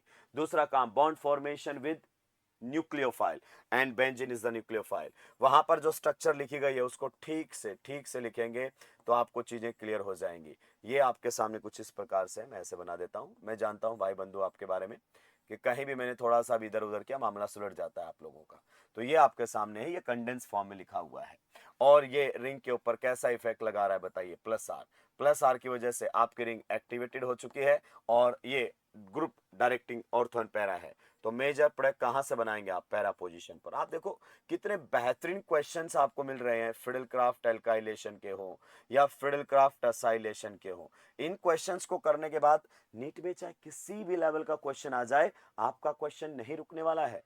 चलिए अगले क्वेश्चन की तरफ चलते हैं। यहां से आप जानने लगे होंगे कि अब क्या चुरा लिया जाएगा? Cl। तो आपके सामने इस कार्बोकेटाइन की फॉर्मेशन हो जाएगी, ये कार्बोकेटाइन बन जाएगा। और आप जानते हैं इस टाइप के कार्बोकेटाइंस रीअरेंजमेंट शो नहीं करते, तो किसके साथ रिएक्शन करवाओगे आप? बेंजीन या उसके डेरिवेटिव के साथ। बेंजीन या उसके डेरिवेटिव में यहां पर लगा हुआ ग्रुप आप देख सकते हैं, activating and ortho para directing. तो बताइए कहां से H+ हटाया जाएगा? आपके पैरा पोजीशन से, क्योंकि मेजर प्रोडक्ट आपका नॉर्मली पैरा पोजीशन से आता है। So this is going to be the major product of this chemical reaction. तो ये आपके रिएक्शन का मेजर प्रोडक्ट यहां पर बनकर आने वाला है। बताइए किसी को कोई दिक्कत आपत्ति परेशानी है क्या? ये आपके रिएक्शन का मेजर प्रोडक्ट रहेगा। Can we move to the next question? चलिए अगले क्वेश्चन की तरफ चलते हैं। कहता है show the products of these reactions. हमें इन रिएक्शंस के प्रोडक्ट की बातें करनी है। हमें इन रिएक्शंस के प्रोडक्ट की बातें करनी है। चलिए सबसे पहले वाले में ए क्या बनेगा? ए क्या बनेगा? बहुत सारे बच्चे यहां पर कंफ्यूज हो गए, तो मैं आपको बता देता हूं ए क्या होने वाला है। आपका ये एसिटाइल क्लोराइड है। हालांकि रिएक्शन आप आगे पढ़ेंगे, ड्रॉपर बच्चे होंगे वो समझ जाएंगे कि नॉर्मली इस रिएक्शन को पायरिडिन की प्रेजेंस में करवाया जाता है और नाइट्रोजन अपने लोन पेयर से अटैक करेगा और यहां से Cl को हटा देगा। तो जो प्रोडक्ट आपके सामने ए बनकर आने वाला है वो ये रहेगा। यहां पर एसिटाइलेशन रिएक्शन हो जाती है। कौन सी रिएक्शन हो जाती है? एसिटाइलेशन रिएक्शन आपके सामने होती हुई नजर आएगी। प्रोडक्ट ए आपके सामने ये बनेगा। अब जानते हैं हमने ऐसा क्यों करवाया? क्योंकि हम आगे फ्रिडलक्राफ्ट रिएक्शन करवाने वाले हैं और हम एनिलीन के केस में डायरेक्ट फ्रिडलक्राफ्ट नहीं करवा सकते। मैं आपको थोड़ा सा रिकॉल करवा देता हूं। अगर आप एनिलीन के केस में डायरेक्ट फ्रिडलक्राफ्ट रिएक्शन करवाने जा रहे हैं तो चाहे आप एल्काइलेशन करवाओ चाहे एसाइलेशन करवाओ, दोनों रिएक्शन फेल हो जाती है। यानी कि RCl in the presence of AlCl3, या फिर अगर अपन बात करना चाहें RCOCl in the presence of AlCl3, ये रिएक्शन हम करवाते हैं तो दोनों में ही AlCl3 होता है। और दोनों में अगर अपन बात करना चाहें तो AlCl3 आपके एनिलीन के साथ रिएक्ट कर जाता है, क्योंकि एनिलीन का नेचर होता है आप जानते हैं लुईस बेस, तो ये आपस में ही एसिड बेस रिएक्शन कर लेते हैं। तो ये इसको अपना लोन पेयर देगा। लोन पेयर देने की वजह से आप जानते हैं नाइट्रोजन के ऊपर कैसा चार्ज डेवलप हो जाएगा। नाइट्रोजन के ऊपर अगर अपन बात करना चाहें तो यहाँ पॉजिटिव चार्ज डेवलप हो जाएगा और इसके ऊपर नेगेटिव चार्ज डेवलप हो जाएगा। तो इसका कुछ एक्सप्लेनेशन तो हम ये देते हैं कि AlCl3 यहाँ पर कार्बोकेटाइन जनरेशन के लिए लाया गया था, इलेक्ट्रोफाइल जनरेट करने के लिए लाया गया था रिएक्शन के अंदर, पर वो तो आपका एनिलीन के साथ रिएक्शन करके कंज्यूम हो गया। अगर आप AlCl3 को एक्सेस में ले लेते हैं, बहुत ज्यादा अमाउंट में ले लेते हैं कि चलो कोई बात नहीं इनके साथ रिएक्शन हो भी जाए फिर भी AlCl3 बच जाए, तो फिर यहां पर आप बताइए क्या जनरेट होगा? इलेक्ट्रोफाइल R+, और यहां पर कौन जनरेट होगा? RCO+। क्या ये दोनों ही आपके इलेक्ट्रोफाइल कार्बोकेटाइंस हैं? यस। तो आप जानते हैं इस ग्रुप की अगर अपन बात करना चाहें तो ये ग्रुप अभी आपके रिंग पर केवल और केवल कैसा इफेक्ट दिखा रहा है? ओनली -I, और ओनली -I पर जबरदस्त हमारा डिस्कशन रहा है। ये ग्रुप कैसे होते हैं? आपके मेटा डायरेक्टिंग।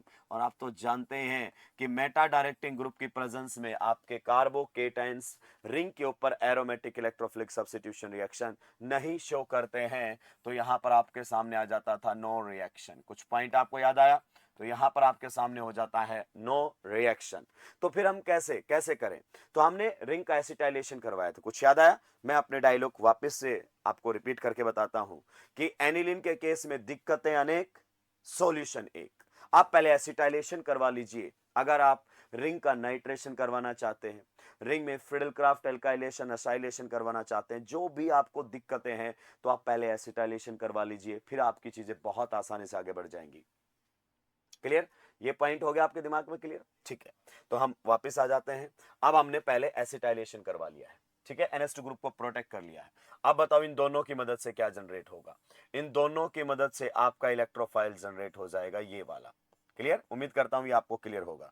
तो इन दोनों की हेल्प से हमने ये वाला इलेक्ट्रोफाइल यहां पर जनरेट कर लिया है। अब दो ग्रुप यहां पर लगे हुए हैं, इसका कैसा इफेक्ट है? +R, और इसका कैसा इफेक्ट है? +H। दोनों ही एक्टिवेटिंग है। आप बताओ किसकी सुनोगे आप? वो स्ट्रॉन्ग एक्टिवेटिंग है, ये वीक एक्टिवेटिंग है। तो फिर हमें सुनना पड़ेगा किस वाले का? हमें सुनना पड़ेगा इस वाले का। तो इसके हिसाब से आपका जो एल्काइल ग्रुप है, आप बताओ कहां जाना चाहिए? जो आपको असाइल ग्रुप आने वाला है वो कहां पर जाना चाहिए? असाइल ग्रुप आपका जाना चाहिए इसकी पैरा पोजीशन पर। आगे आपने डाला हुआ है क्या? KOH एंड वाटर, मतलब हाइड्रोलिसिस है ये। H2 in the presence of OH-, hydrolysis बोलते हैं इसको।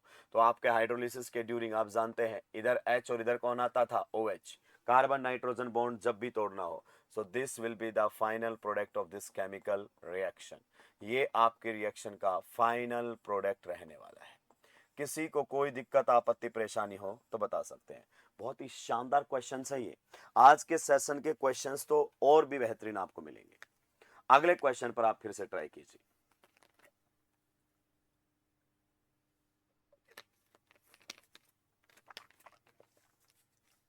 अगले क्वेश्चन पे ट्राई कीजिए।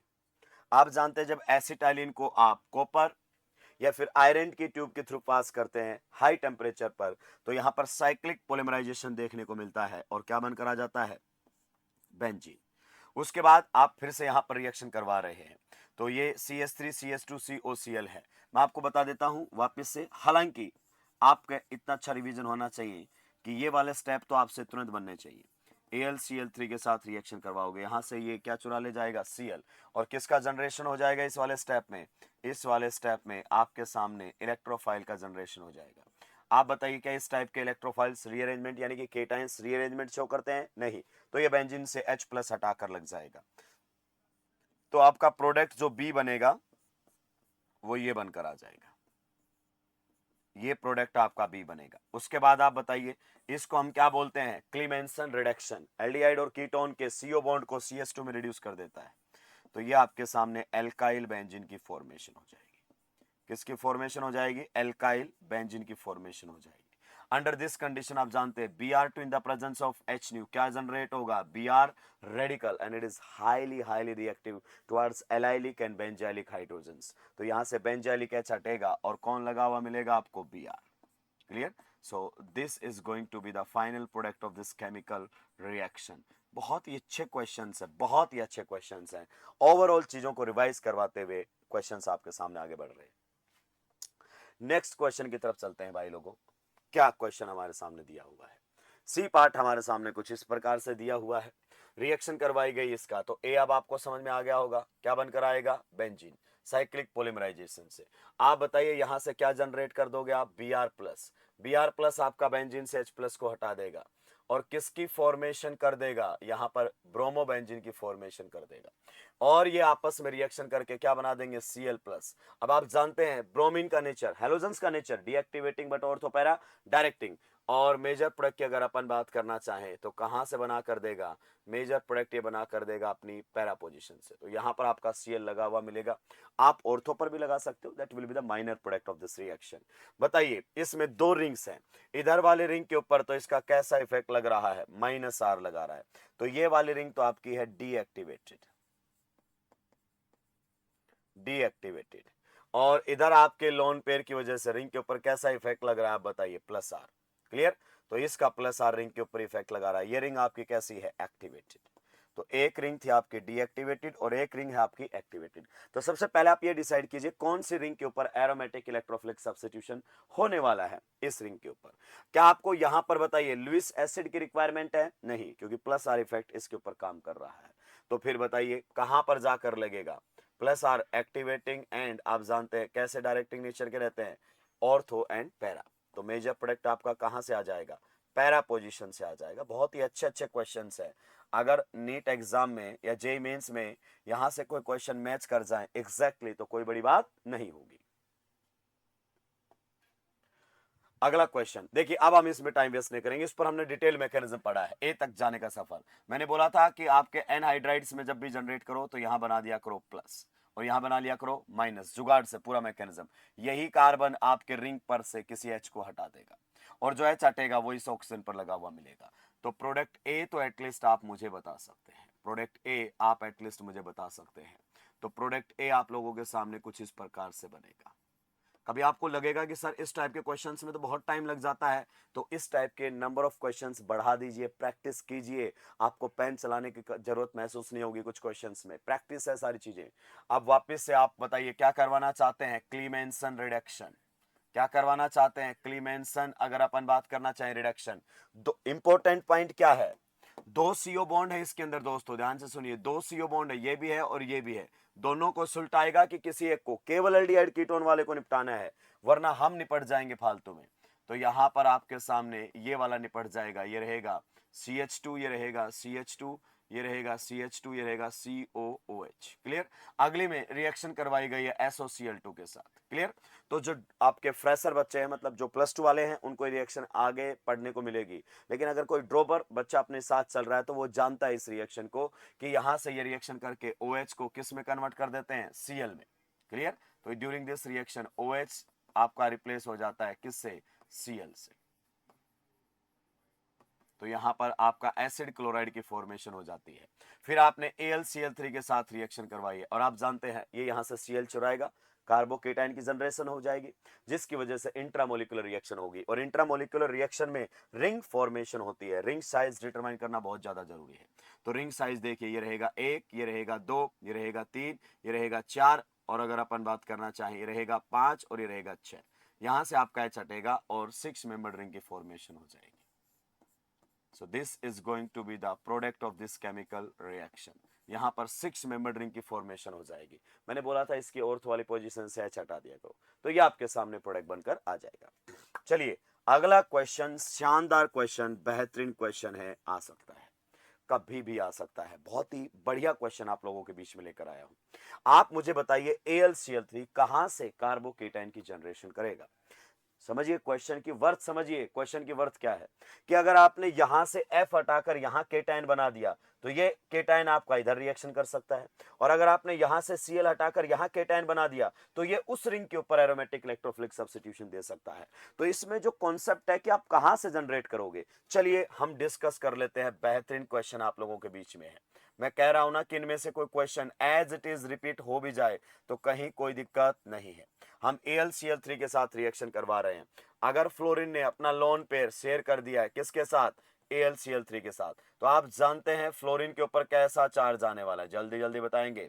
फ्लोरीन के ऊपर कैसा चार्ज आने वाला है, पॉजिटिव। ये आपके सामने रहेगा नेगेटिव, फ्लोरीन पर आ जाएगा पॉजिटिव और ये यहां से अपना बॉन्ड तोड़ लेगा। अगर इसने अपना यहां से बॉन्ड तोड़ा तो आप बताइए किसकी जनरेशन कर देगा, ये फिनाइल कार्बोकेटाइन की। किसकी जनरेशन कर देगा, ये फिनाइल कार्बोकेटाइन की।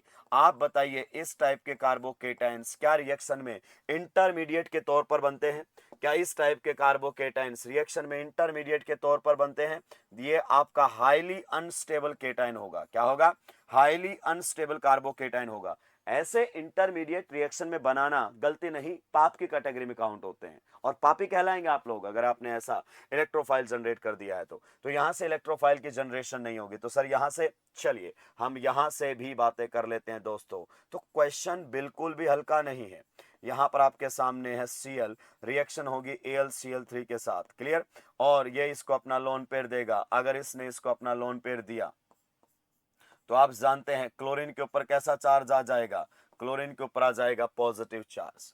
तो ये रहेगा, इस पर आ गया है पॉजिटिव और इस पर आ गया नेगेटिव। ये अपना बॉन्ड तोड़ लेगा और किसकी जनरेशन कर देगा, कार्बोकेटाइन की। दोस्तों माना कि इस कार्बोकेटाइन की डिग्री प्राइमरी है, पर ये कार्बोकेटाइन आपका अच्छा खासा स्टेबल है। अच्छा खासा स्टेबल है because it is resonance stabilized, clear. तो आपका यहां से इलेक्ट्रोफाइल की जनरेशन होगी, यहां से इलेक्ट्रोफाइल की जनरेशन होने वाली है। क्या ये पॉइंट आपको क्लियर हुआ। इसका मतलब आप यहां से भी समझ सकते थे दोस्तों। अब हम जो चैप्टर पढ़ रहे हैं बेंजीन एंड इट्स डेरिवेटिव के बाद, कौन सा, एल्काइल हैलाइड सेराइल हैलाइड, तो वहां मैंने बताया है कि ये हैलोजन आपका sp2 कार्बन पर लगा हुआ है, इसको हटाना इतना आसान नहीं होता है। और ये हैलोजन आपका कौन से कार्बन पर लगा हुआ है, sp3 कार्बन पर लगा हुआ है। आपको फिडेलक्राफ्ट एल्काइलेशन में भी बताया था कि आप एराइल हैलाइड्स का इस्तेमाल इलेक्ट्रोफाइल जनरेशन में नहीं कर सकते, बिकॉज ये जो इलेक्ट्रोफाइल जनरेट करके देते हैं वो हाईली अनस्टेबल होते, बनते ही नहीं है आपके, क्लियर।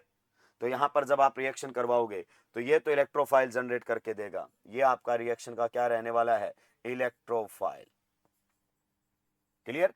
और ये इलेक्ट्रोफाइल बताइए बेंजीन पर रिएक्शन करेगा, हैलोजन, हैलोजन का बताइए डायरेक्टिंग नेचर कैसा होता है, ऑर्थो एंड पैरा। मेजर कहां से बनाओगे बताइए, ऑर्थो एंड पैरा मेजर कहां से बनाओगे बताइए, पैरा पोजीशन से।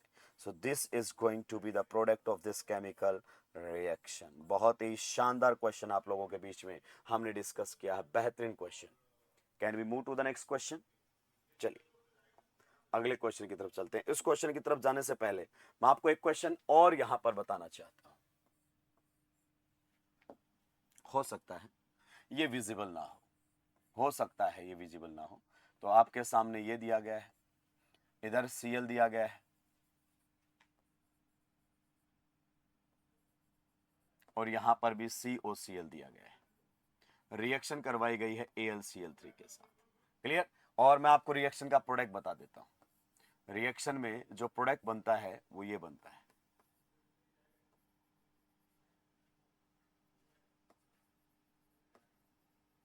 रिएक्शन में जो प्रोडक्ट बनता है वो ये बनता है। आप सोचिए कि इस रिएक्शन में यही प्रोडक्ट क्यों बनता है। आपने इस Cl को नहीं हटाया इलेक्ट्रोफाइल जनरेशन के लिए, आपने इसी Cl को क्यों हटाया इलेक्ट्रोफाइल जनरेशन के लिए। सोचिए, ये भी एक बहुत ही शानदार क्वेश्चन आप लोगों के बीच में है। अब बढ़ जाता हूं अगले क्वेश्चन की तरफ। अगला क्वेश्चन बेहतरीन क्वेश्चन, मैं कहता हूं हर वैरायटी के क्वेश्चंस को कवर करने की कोशिश की है मैंने इस क्वेश्चन बैंक के अंदर। लगभग हर वैरायटी का क्वेश्चन हमने कवर किया है।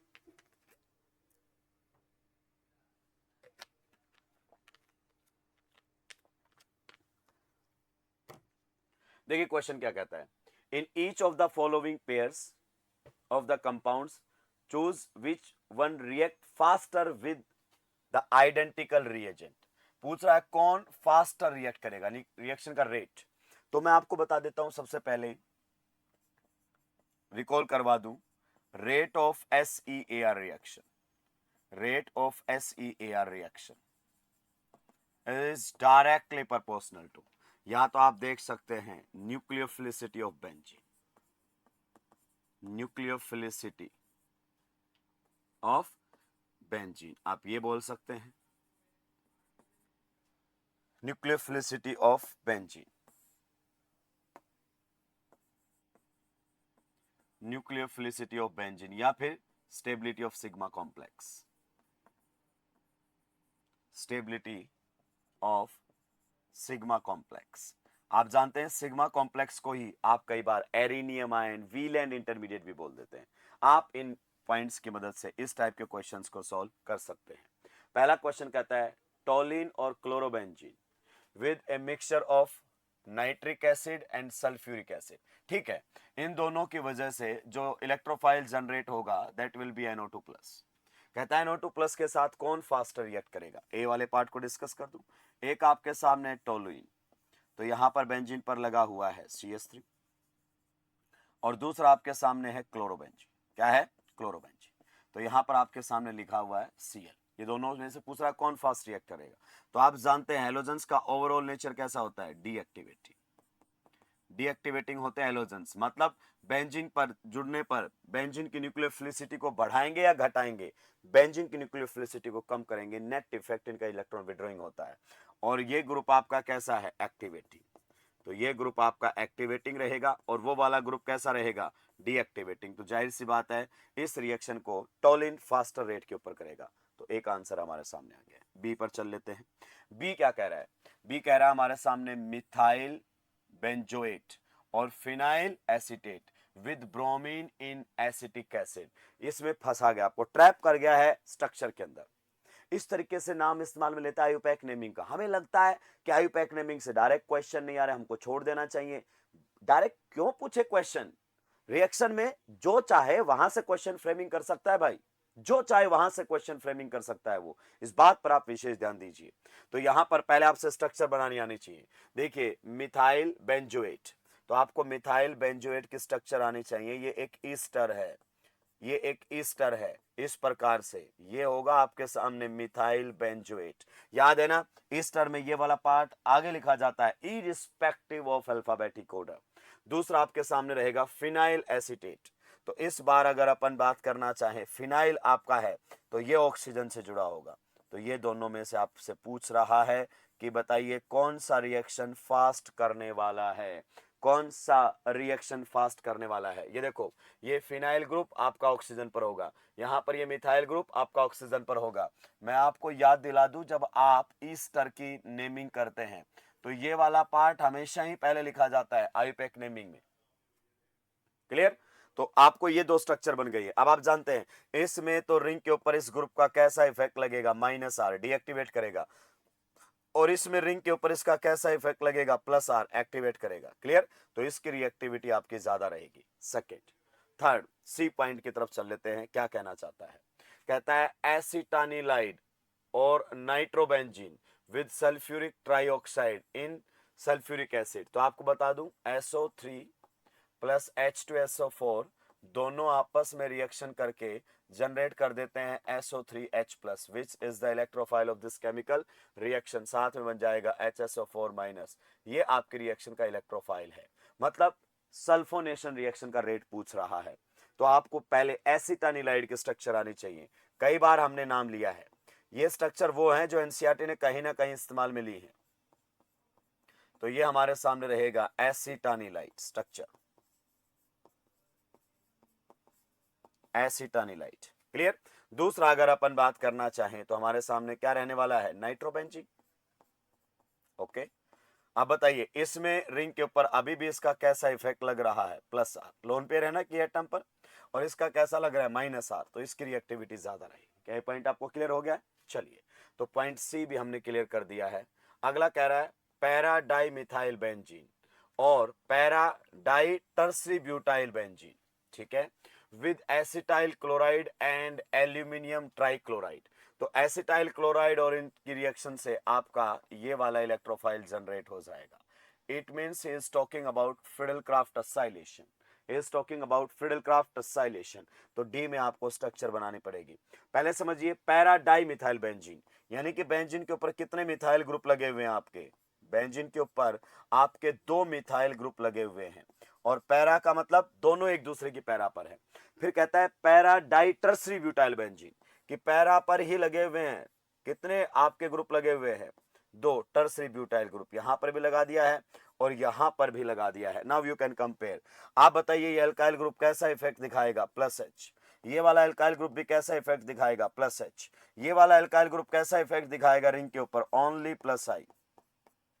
और ये वाला भी कौन सा दिखाएगा, ओनली प्लस आई। क्लियर।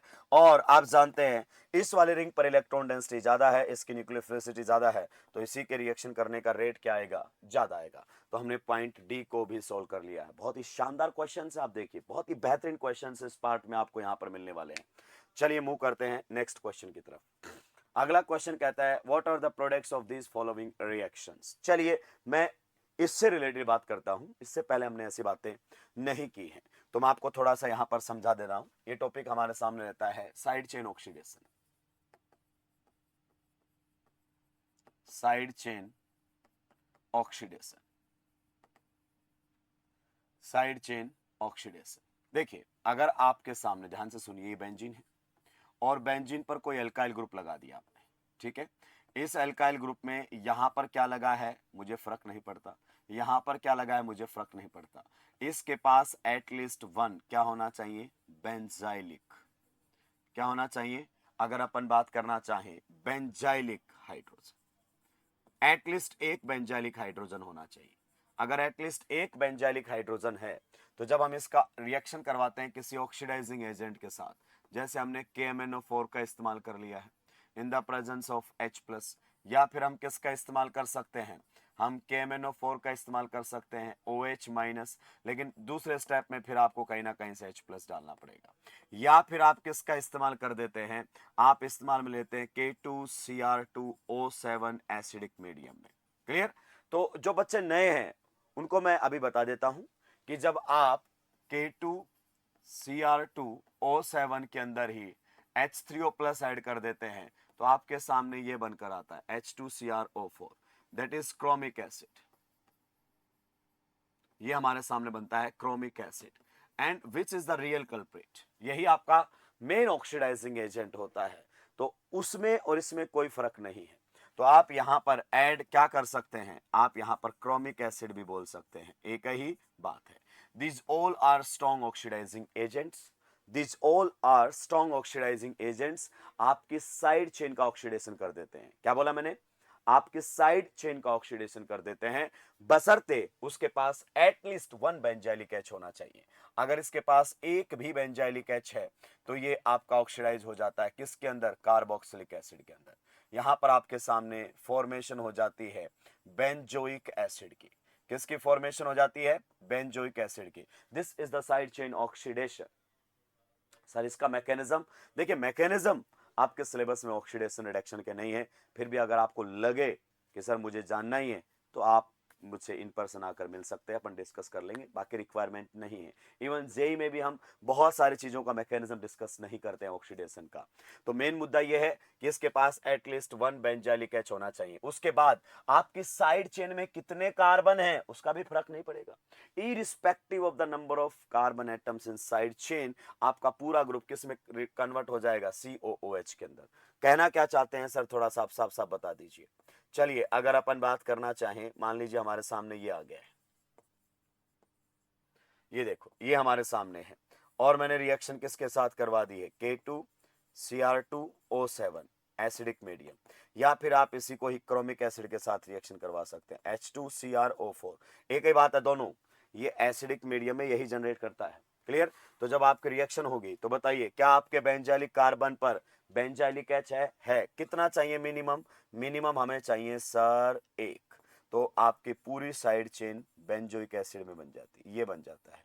अब इस साइड चेन में कितने कार्बन थे उससे मैटर ही नहीं करता है, irrespective of the number of carbon atoms in the side chain, the entire chain is oxidized into carboxylic group। क्या ये पॉइंट क्लियर हो गया है? चलिए अब हम क्वेश्चंस की तरफ आ सकते हैं दोस्तों, क्वेश्चंस को कर सकते हैं। पहले क्वेश्चन में आप समझ गए हैं ये आपका ऑक्सीडाइजिंग एजेंट है, ऑक्सीडाइजिंग एजेंट है, ठीक है। बताइए क्या आपके ग्रुप में बेंजाइलिक कार्बन पर एच है? तो ये पूरा ग्रुप आपका किस में ऑक्सीडाइज होने वाला है? ये पूरा ग्रुप आपका COOH में ऑक्सीडाइज होने वाला है। So the product of this reaction will B benzoic acid. इधर आइए, देखो इसमें बेंजाइलिक एच है और इस अल्काइल ग्रुप के पास भी, गौर से देखिए बेंजाइलिक एच है, दोनों का ऑक्सीडेशन हो जाएगा, दोनों का ही ऑक्सीडेशन हो जाएगा, और यहां पर आपके सामने ये प्रोडक्ट मिलेगा, ये आपके सामने प्रोडक्ट मिलेगा। क्लियर? चलिए क्या हम आगे बढ़ सकते हैं अगले क्वेश्चन की तरफ? नेक्स्ट क्वेश्चन बताइए, इसमें भी अगर अपन बात करना चाहें तो किस प्रकार की रिएक्शन करवाई गई है? पहले देखो रिएक्शन करवाई गई है किसके साथ, Br2 in the presence of H new.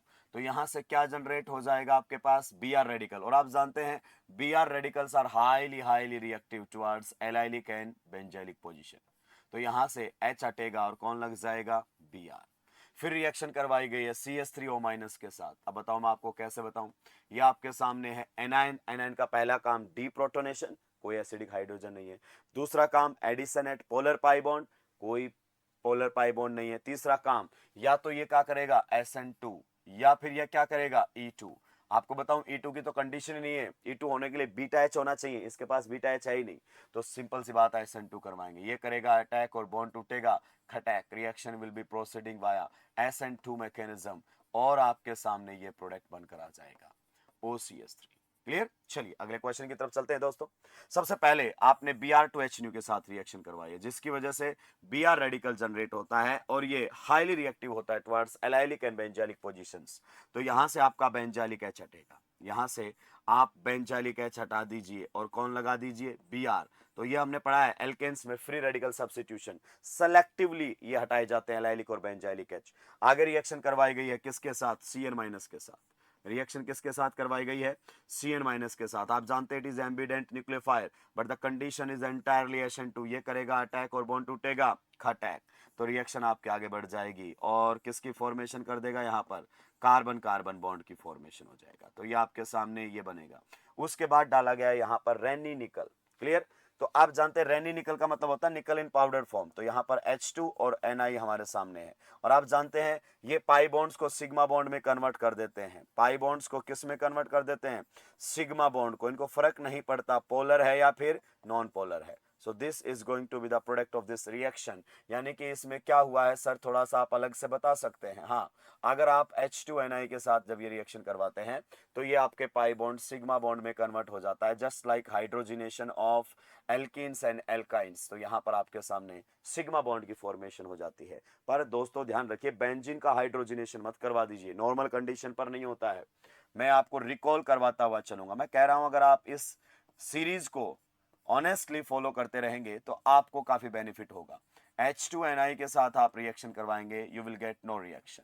यहां पर आपका हाइड्रोजिनेशन रिएक्शन बेंजीन का नहीं होता है एरोमेटिसिटी की वजह से। पर आप H2Na के साथ जब रिएक्शन करवाते हैं लगभग 150 डिग्री सेल्सियस के आसपास, एंड अगर अपन बात करें अप्रोक्सीमेटली 100 एटमॉस्फेयर प्रेशर, तो आपका बेंजीन रिड्यूस हो जाता है, हाइड्रोजिनेशन हो जाता है। हर जगह पर HH आपको यहाँ पर जुड़ के हुए मिलते हैं, साइक्लोहेक्सेन की फॉर्मेशन हो जाती है।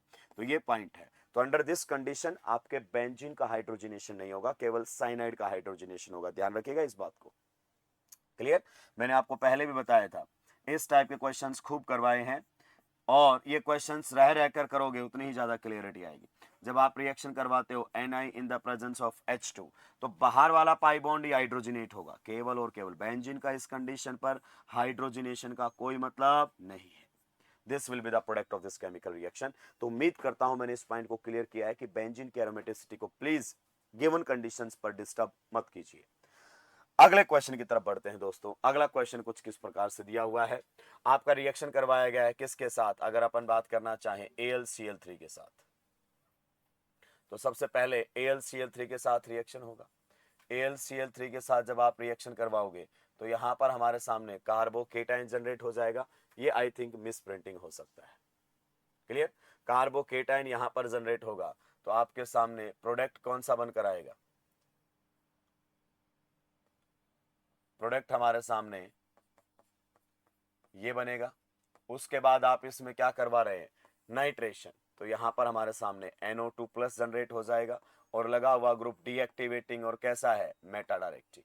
तो बताइए NO2 प्लस कहां पर जाएगा, इस ग्रुप का -R है तो it is deactivating and meta directing, तो NO2 ग्रुप आपका मेटा पोजीशन पर चला जाएगा। चलिए अगले क्वेश्चन की तरफ बात करते हैं। आप जानते हैं ऑक्सीडाइजिंग है, इसको किस में ऑक्सीडाइज कर देगा, ये इसको COOH में ऑक्सीडाइज कर देगा।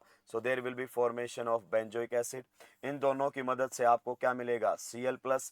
आप बताइए COOH का कैसा इफेक्ट है, -R, deactivating and meta directing. तो आपका ग्रुप कहां पर जाकर लग जाएगा, आपका जो ग्रुप है वो कहां पर लगा हुआ मिलेगा, मेटा पोजीशन के ऊपर लगा हुआ मिलेगा।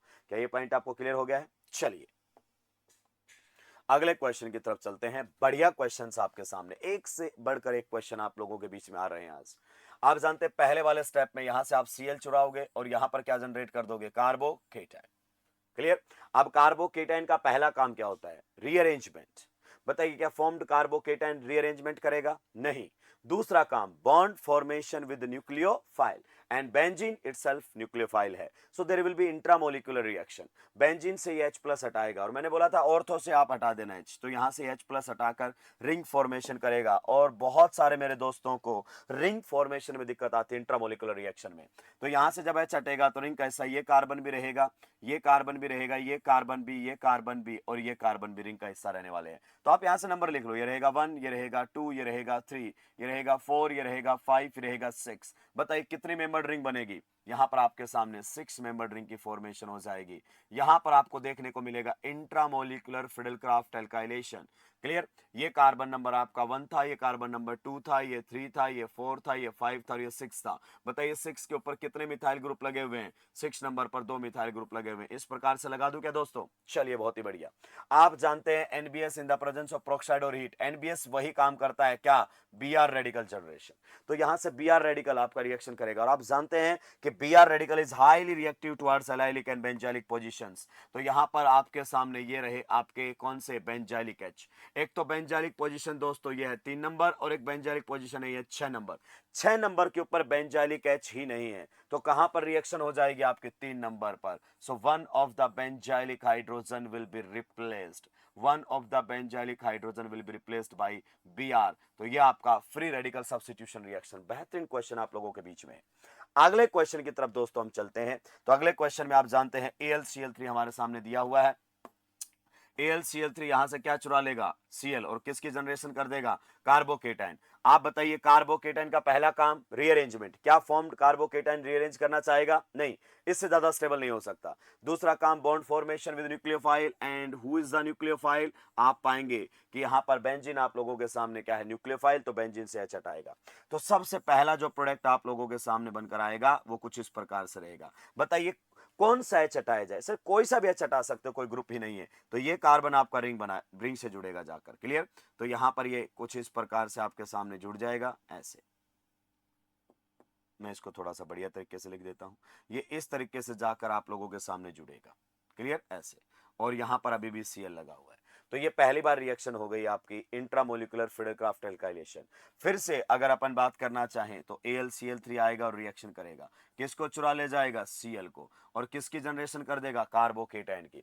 आप बताइए क्या फॉर्म्ड कार्बोकेटाइन रीअरेंज होना चाहेगा, नो, क्योंकि अगर ये इधर जाता है तो स्टेबिलिटी कम हो जाती है। तो दूसरा काम bond formation with nucleophile, and with in the benzene he nucleophile आपको दिखाई दे जाएगा मॉलिक्यूल के अंदर ही है, तो यहां से ये H प्लस को हटाएगा और रिंग फॉर्मेशन करेगा।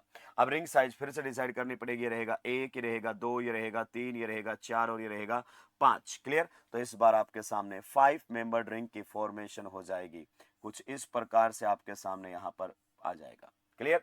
तो देखिए यहां पर भी आपको मिथाइल लगा हुआ मिलेगा और यहां पर भी आपको मिथाइल लगा हुआ मिलेगा। So this is going to be the product of this chemical reaction. ये आपके सामने केमिकल रिएक्शन आपका रहेगा। किसी को कोई दिक्कत आपत्ति परेशानी है इसके अंदर तो बता सकते हैं। रिंग साइज डिटरमाइन करने में दिक्कत नहीं आनी चाहिए। यहां पर केटाइन बनाओ और यहां पर केटाइन, पहला केटाइन यहां जाकर जुड़ गया तो रहेगा 1 2 3 4। कहीं रिंग तो मैंने गड़बड़ नहीं कर दी? अच्छा, इन दोनों के बीच में 1 मिनट,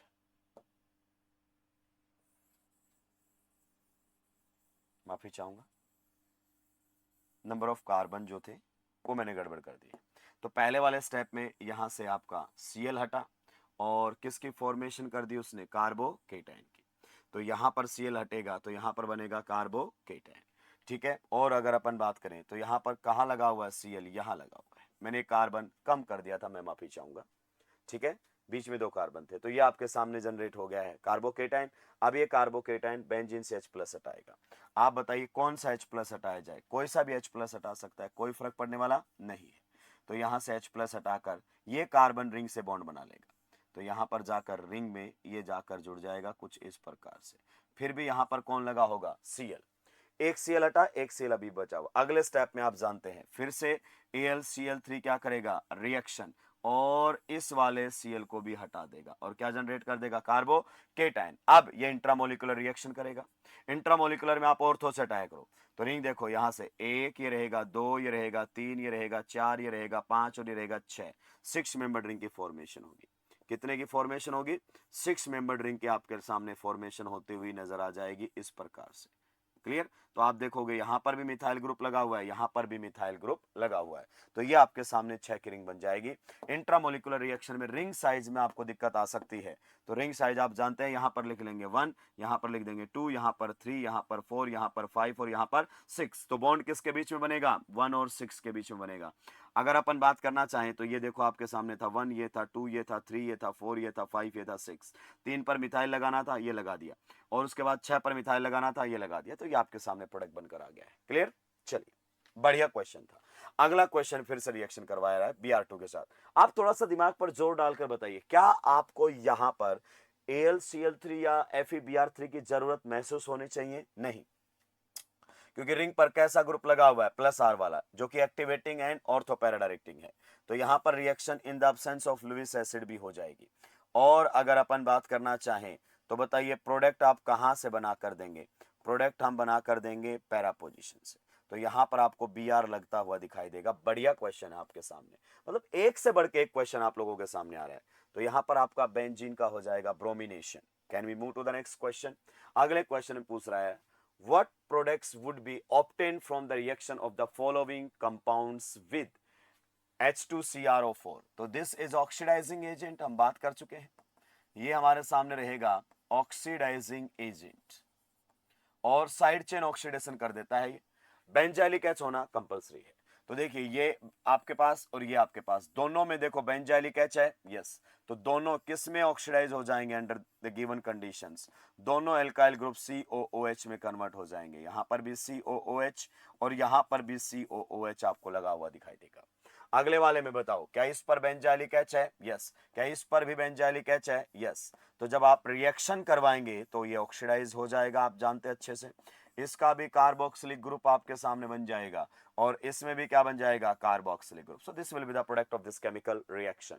नेक्स्ट वाले में बताओ, इसके पास बेंजाइलिक एच है क्या? नो, तो इसका ऑक्सीडेशन नहीं होगा, केवल इसी का ही ऑक्सीडेशन होगा। जब आप रिएक्शन करवाओगे तो ये तो आपका एज इट इज रह जाएगा।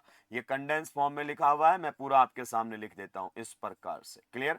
तो इसमें बेंजाइलिक एच नहीं होने की वजह से साइड चेन ऑक्सीडेशन नहीं हो पाएगा, साइड चेन ऑक्सीडेशन नहीं हो पाएगा, ऊपर वाले में हो जाएगा और क्या बन जाएगा आपके सामने? बताइए, कार्बोक्सिलिक एसिड। किसी को कोई दिक्कत आपत्ति परेशानी इसके अंदर है क्या? चलिए आगे बढ़ जाते हैं नेक्स्ट क्वेश्चन की तरफ। So how the following compounds would be synthesized from benzene. मैं आपको बताऊं, बहुत ही शानदार क्वेश्चन है, मतलब स्टार लगा लीजिए इसमें। क्वेश्चन के पूछने का अंदाज बदल देगा। क्या करेगा, बेंजीन से ये प्रोडक्ट बनाएगा और सेट ऑफ रिएजेंट आपको देगा कि बताइए कौन से सेट ऑफ रिएजेंट से ये फॉलोइंग कन्वर्जन किया जा सकता है। ये फॉलोइंग कन्वर्जन किया जा सकता है। मैं थोड़ा सा रेस्ट कर लेता हूं, लेक्चर थोड़ा सा लंबा खिंचता हुआ, लेकिन आज हम इसको निपटा कर ही दम लेंगे।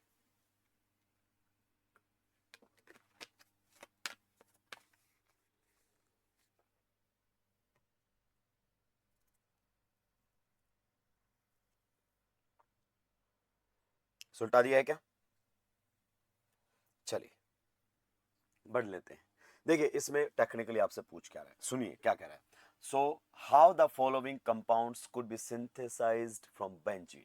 आपसे टेक्निकली क्वेश्चन ये पूछ रहा है भाई, ध्यान से सुन लो मेरी बात को, कि बेंजीन से आपको ये बनाना है, बेंजीन से आपको ये बनाना है। क्लियर? यहां पर लगा हुआ है NO2, ठीक है, और यहां पर आपका लगा हुआ ये ग्रुप, ये आपको बनाना है। अब आप क्या रास्ते अपनाएंगे, मैं बताता हूं इसके लिए आप क्या क्या रास्ते अपना सकते हो। यहां से हम बात करेंगे। ये तो आपको बनाना है, सेट ऑफ रिएजेंट आपसे पूछ रहा है। आपको NO2 ग्रुप इंट्रोड्यूस करना है और आपको ये एसिटाइल ग्रुप इंट्रोड्यूस करना है। दोनों ग्रुप्स आप इंट्रोड्यूस कर सकते हैं, ठीक है, लेकिन आपको थोड़ा ध्यान रखना है कि पहले किसको इंट्रोड्यूस करना है, क्योंकि खेल इसी के अंदर ही है। मान लीजिए पहले ऑप्शन के साथ हम चलते हैं इस क्वेश्चन में। पहले ऑप्शन ये कहता है कि बच्चा कहता है कि सर पहले NO2 ग्रुप इंट्रोड्यूस कर लेते हैं रिंग के ऊपर। क्या इंट्रोड्यूस कर लेते हैं? NO2। तो NO2 ग्रुप को अपन बताओ कैसे इंट्रोड्यूस करेंगे? HNO3 H2SO4 की प्रेजेंस में रिएक्शन करवाएंगे, नाइट्रेटिंग मिक्सचर से NO2 प्लस हमें जनरेट होकर मिल जाएगा। एग्री करते हैं इस बात से? 100% एग्रीड है सर, इसमें कहीं दूर दूर तक कोई दिक्कत ही नहीं है। अब अगर अपन बात करें तो ये NO2 प्लस बेंजीन से क्या हटा देगा, आप बताइए? H प्लस को हटा देगा और आपके सामने रिंग पर इंट्रोड्यूस हो जाएगा। तो बताइए क्या हमने रिंग पर NO2 ग्रुप इंट्रोड्यूस कर दिया है? यस। अब सर हमें ये वाला ग्रुप इंट्रोड्यूस करना है, और ये ग्रुप आप इंट्रोड्यूस करवा सकते हैं किसकी मदद से? फ्रीडल-क्राफ्ट एसाइलेशन की मदद से। कुछ याद आ रहा है? अगर हमने AlCl3 और इसके साथ में रिएक्शन करवाई तो सर बिल्कुल यहां से ये क्या चुरा कर ले जाता है, ये यहां से Cl को चुरा कर ले जाता है और ये कार्बोकेटाइन जनरेट कर देता है। सर मजा ही आ गया, कोई दिक्कत ही नहीं है। अब डायरेक्टिंग नेचर बताइए NO2 का कैसा इफेक्ट लग रहा है? -R। -R से ये डीएक्टिवेटिंग और कैसा रहेगा? Meta directing. तो लीजिए साहब, हमने इस ग्रुप को इंट्रोड्यूस कर दिया है कहां पर? इसकी मेटा पोजीशन पर। और सर देखिए, क्या हमें यही डिजायर्ड प्रोडक्ट चाहिए था? हाँ, लेकिन दोस्तों आप फिर से उसके ट्रैप में आ गए हैं। ये वाला मेथड आप अप्लाई नहीं कर सकते, कारण इसमें ये रिएक्शन होगी ही नहीं, बल्कि यहां पर मिलेगा नो रिएक्शन। No reaction. एक मिनट सर, क्यों नो रिएक्शन मिलेगी? ऐसे कैसे? अरे भाई ये जो आपका इलेक्ट्रोफाइल है ना, ये वीक इलेक्ट्रोफाइल है। कितनी बार बताऊं, क्या है ये? Week electrophile. ये रिएक्शन नहीं करता है। अगर रिंग के ऊपर कोई deactivating and meta directing group लगा हुआ है तो रिएक्शन ही नहीं करता है। तो अगर आपने पहले NO2 ग्रुप इंट्रोड्यूस कर दिया तो फिर ये जो आपका एसिटाइल ग्रुप है ना, ये ग्रुप आप फ्रीडल-क्राफ्ट एसाइलेशन से इंट्रोड्यूस ही नहीं कर पाएंगे। तो ये मेथड तो हमें स्किप करना पड़ेगा। तो सर फिर कौन से मेथड के साथ चलें? चलिए अगला मेथड अप्लाई करते हैं। इस बार पहले हम फ्रीडल-क्राफ्ट एसाइलेशन करवा लेते हैं। चलो ये करवा लेते हैं सर, आपने बोल दिया है तो पहले इसमें हम फ्रीडल-क्राफ्ट एसाइलेशन करवा लेते हैं AlCl3 की प्रेजेंस में। यहां से किसको हटा लेते हैं? Cl को। और क्या जनरेट कर देते हैं हम? ये कार्बोकेटाइन। आप बताइए क्या ये बेंजीन के साथ एरोमेटिक इलेक्ट्रोफिलिक सब्स्टिट्यूशन करेगा? बिल्कुल करेगा साहब, कोई दिक्कत नहीं है। तो यहां पर आपके सामने जनरेट हो जाएगा ये वाला कंपाउंड। H प्लस को हटाकर लग गया। अब आप नाइट्रेशन करवाइए। एक मिनट सर, क्या नाइट्रेशन हो जाता है? अरे NO2 plus is a strong electrophile, उसको कद्दू फर्क नहीं पड़ता कि रिंग पर कैसा ग्रुप लगा, वो हो जाएगा।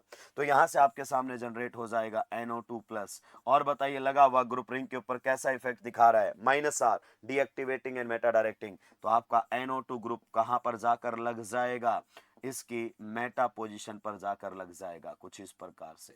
सो this will be the correct procedure. इस तरीके से जाना चाहिए, यानी कि आपको पहले Friedel-Crafts acylation followed by nitration करवाना चाहिए, ना कि पहले नाइट्रेशन और फिर फ्रीडल-क्राफ्ट एसाइलेशन। बताइए बेहतरीन क्वेश्चन है कि नहीं है? दिमाग की नसें खोल देंगे ऐसे क्वेश्चंस। अगला क्वेश्चन फिर से इसी सीक्वेंस में आपके सामने है कि बेंजीन पर ये दो ग्रुप आपको इंट्रोड्यूस करने हैं, ये दो ग्रुप इंट्रोड्यूस करने हैं और दोनों ग्रुप एक दूसरे की मेटा पोजीशन पर होने चाहिए। इसका मतलब समझ रहे हो कि आपको यह कह रहा है कि आपको बेंजीन से और यहां जाना है, बेंजीन से और यहां जाना है। आप बताइए, एक तो आपने कौन सा ग्रुप इंट्रोड्यूस करना है, ये वाला ग्रुप रिंग के ऊपर इंट्रोड्यूस करना है, और दूसरा कौन सा ग्रुप इंट्रोड्यूस करना है, SO3H इंट्रोड्यूस करना है। ये दो ग्रुप जो आपके हैं ये आपको इंट्रोड्यूस करने हैं, कहां पर, रिंग के ऊपर। अब आप कैसे इंट्रोड्यूस करेंगे, तो आपके पास तरीके हैं, या तो पहले सल्फोनेशन करवाओगे, या फिर आप पहले क्या करवा दोगे बताइए, फिडेलक्राफ्ट असाइलेशन। मान लीजिए आपने पहले रिएक्शन करवा दिया है कंसंट्रेटेड H2SO4 के साथ, पहले आप SO3H ग्रुप इंट्रोड्यूस करना चाह रहे हैं, कर लीजिए, कोई दिक्कत नहीं है। जब तक हम सारे प्रोसीजर नहीं पढ़ेंगे हमें समझ में नहीं आएगा। अगर हमने पहले SO3H ग्रुप इंट्रोड्यूस कर दिया, आप जानते हैं सल्फोनेशन हो जाएगा बेंजीन का, यहां से कौन जनरेट होगा आपके सामने, SO3H+, which is the electrophile of this reaction, तो H+ को हटाकर लग जाएगा। क्या अब आप इसके ऊपर फिडेलक्राफ्ट वाली रिएक्शन करवा पाओगे? जो ग्रुप आपको इंट्रोड्यूस करना है उसका एसिड हैलाइड ले लीजिए, उसको एसिड हैलाइड की फॉर्म में ले लीजिए, यहां से इसको हटाकर इस पर Cl लगा लीजिए, फिर ये ग्रुप इंट्रोड्यूस हो जाएगा। क्या आप रिएक्शन करवा पाओगे? तो जवाब रहेगा नहीं, नो रिएक्शन। अगर आपने पहले SO3H ग्रुप इंट्रोड्यूस कर दिया तो फर्दर रिएक्शन नहीं होगी, कारण क्योंकि SO3H ग्रुप का है -R, डीएक्टिवेटिंग और मेटा डायरेक्टिंग। ऐसे ग्रुप्स की प्रेजेंस में ना फिडेलक्राफ्ट अल्काइलेशन होता है ना फिडेलक्राफ्ट असाइलेशन होता है, तो ये तरीका सही नहीं है। तो फिर कौन सा तरीका सही है आप बताइए? पहले आपको यहां पर करवाना चाहिए मेरे हिसाब से फिडेलक्राफ्ट, अगर अपन बात करना चाहें असाइलेशन, AlCl3 की प्रेजेंस में रिएक्शन करवाएंगे। तो अब अपन इतना एक्सपर्ट हो चुके हैं कि ये रिएक्शन आप डायरेक्ट करवा सकते हैं, तो आपने ये वाला ग्रुप पहले इंट्रोड्यूस कर दिया है, क्लियर। अब आप सल्फोनेशन करवा लीजिए। क्या सल्फोनेशन हो जाएगा सर? हाँ, सल्फोनेशन को कोई दिक्कत नहीं है, H2SO4 की प्रेजेंस में। अब आपका ग्रुप लगा हुआ डीएक्टिवेटिंग है और मेटा डायरेक्टिंग है, तो डीएक्टिवेटिंग ग्रुप के प्रेजेंस में सल्फोनेशन हो जाती है सर? अरे हो जाती है, सल्फोनेशन को दिक्कत नहीं है, दिक्कत आपकी किसको होती है, फिडेलक्राफ्ट को। तो यहां पर आपका SO3H ग्रुप जाकर जुड़ जाएगा। सो this will be the product of this reaction. तो ये जो प्रोसीजर है ये बहुत सोच समझ कर चलना है, इसी को ही कन्वर्ट करके देगा नीट वाला आपको कि चलिए बच्चे को कहां तक चीजें क्लियर है। नेक्स्ट कन्वर्जन आपसे क्या कह रहा है, अगला कन्वर्जन भी बेहतरीन कन्वर्जन है। आपको दो ग्रुप इंट्रोड्यूस करने हैं, COOH, और उसके बाद आपको इंट्रोड्यूस करना है NO2। देखिए, डायरेक्ट COOH ग्रुप इंट्रोड्यूस करने का कोई तरीका नहीं है बेंजीन के ऊपर। आप NO2 ग्रुप इंट्रोड्यूस कर सकते हैं, हाँ सर कर सकते हैं। आप SO3H भी इंट्रोड्यूस कर सकते हैं, जी हाँ। आप हैलोजन को ला सकते हैं, यस। RCO ग्रुप को ला सकते हैं फिडेलक्राफ्ट असाइलेशन से, बिल्कुल।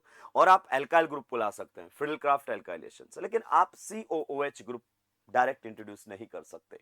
तो इसका मतलब हमें प्रोसीजर मालूम होना चाहिए कि किस प्रकार से ये रिएक्शंस करवाई जाए, टेक्निकली मालूम होना चाहिए। मैं आपको सही तरीका बताता हूं कि पहले आपको क्या करना चाहिए। हमें बेंजीन से यहां तक जाना है, ठीक है।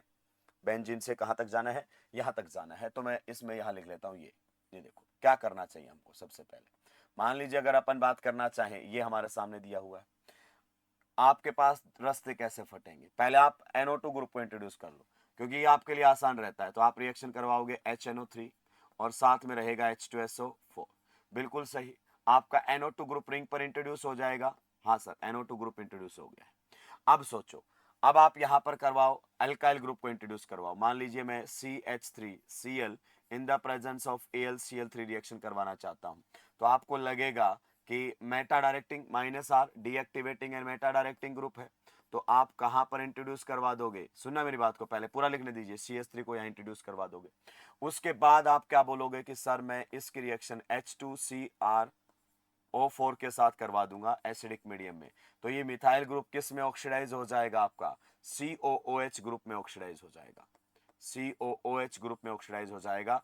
और सर आप देख सकते हैं मुझे मेरा डिजायर्ड प्रोडक्ट मिल जाएगा। लेकिन दोस्तों आप मार खा चुके हैं, मार खा चुके हैं। कहां पर मार खा चुके हैं? यहां पर ये प्रोडक्ट आपका नहीं बनेगा, नो रिएक्शन, नो रिएक्शन, क्योंकि आपने यहां से यहां जाने पर फिडेलक्राफ्ट अल्काइलेशन करवाया है, और डीएक्टिवेटिंग और मेटा डायरेक्टिंग ग्रुप की प्रेजेंस में फिडेलक्राफ्ट अल्काइलेशन और असाइलेशन कोई नहीं होगा। फिर सर आपने गलत तरीका क्यों बताया? अरे गलत बताऊंगा तभी तो दिमाग में क्लैरिटी आएगी कि हमें नाइट्रेशन पहले नहीं करवाना था। हमें पहले क्या करवा लेना चाहिए था? हमें पहले करवा लेना चाहिए था, अगर अपन बात करना चाहें फिडेलक्राफ्ट एल्काइलेशन, ठीक है।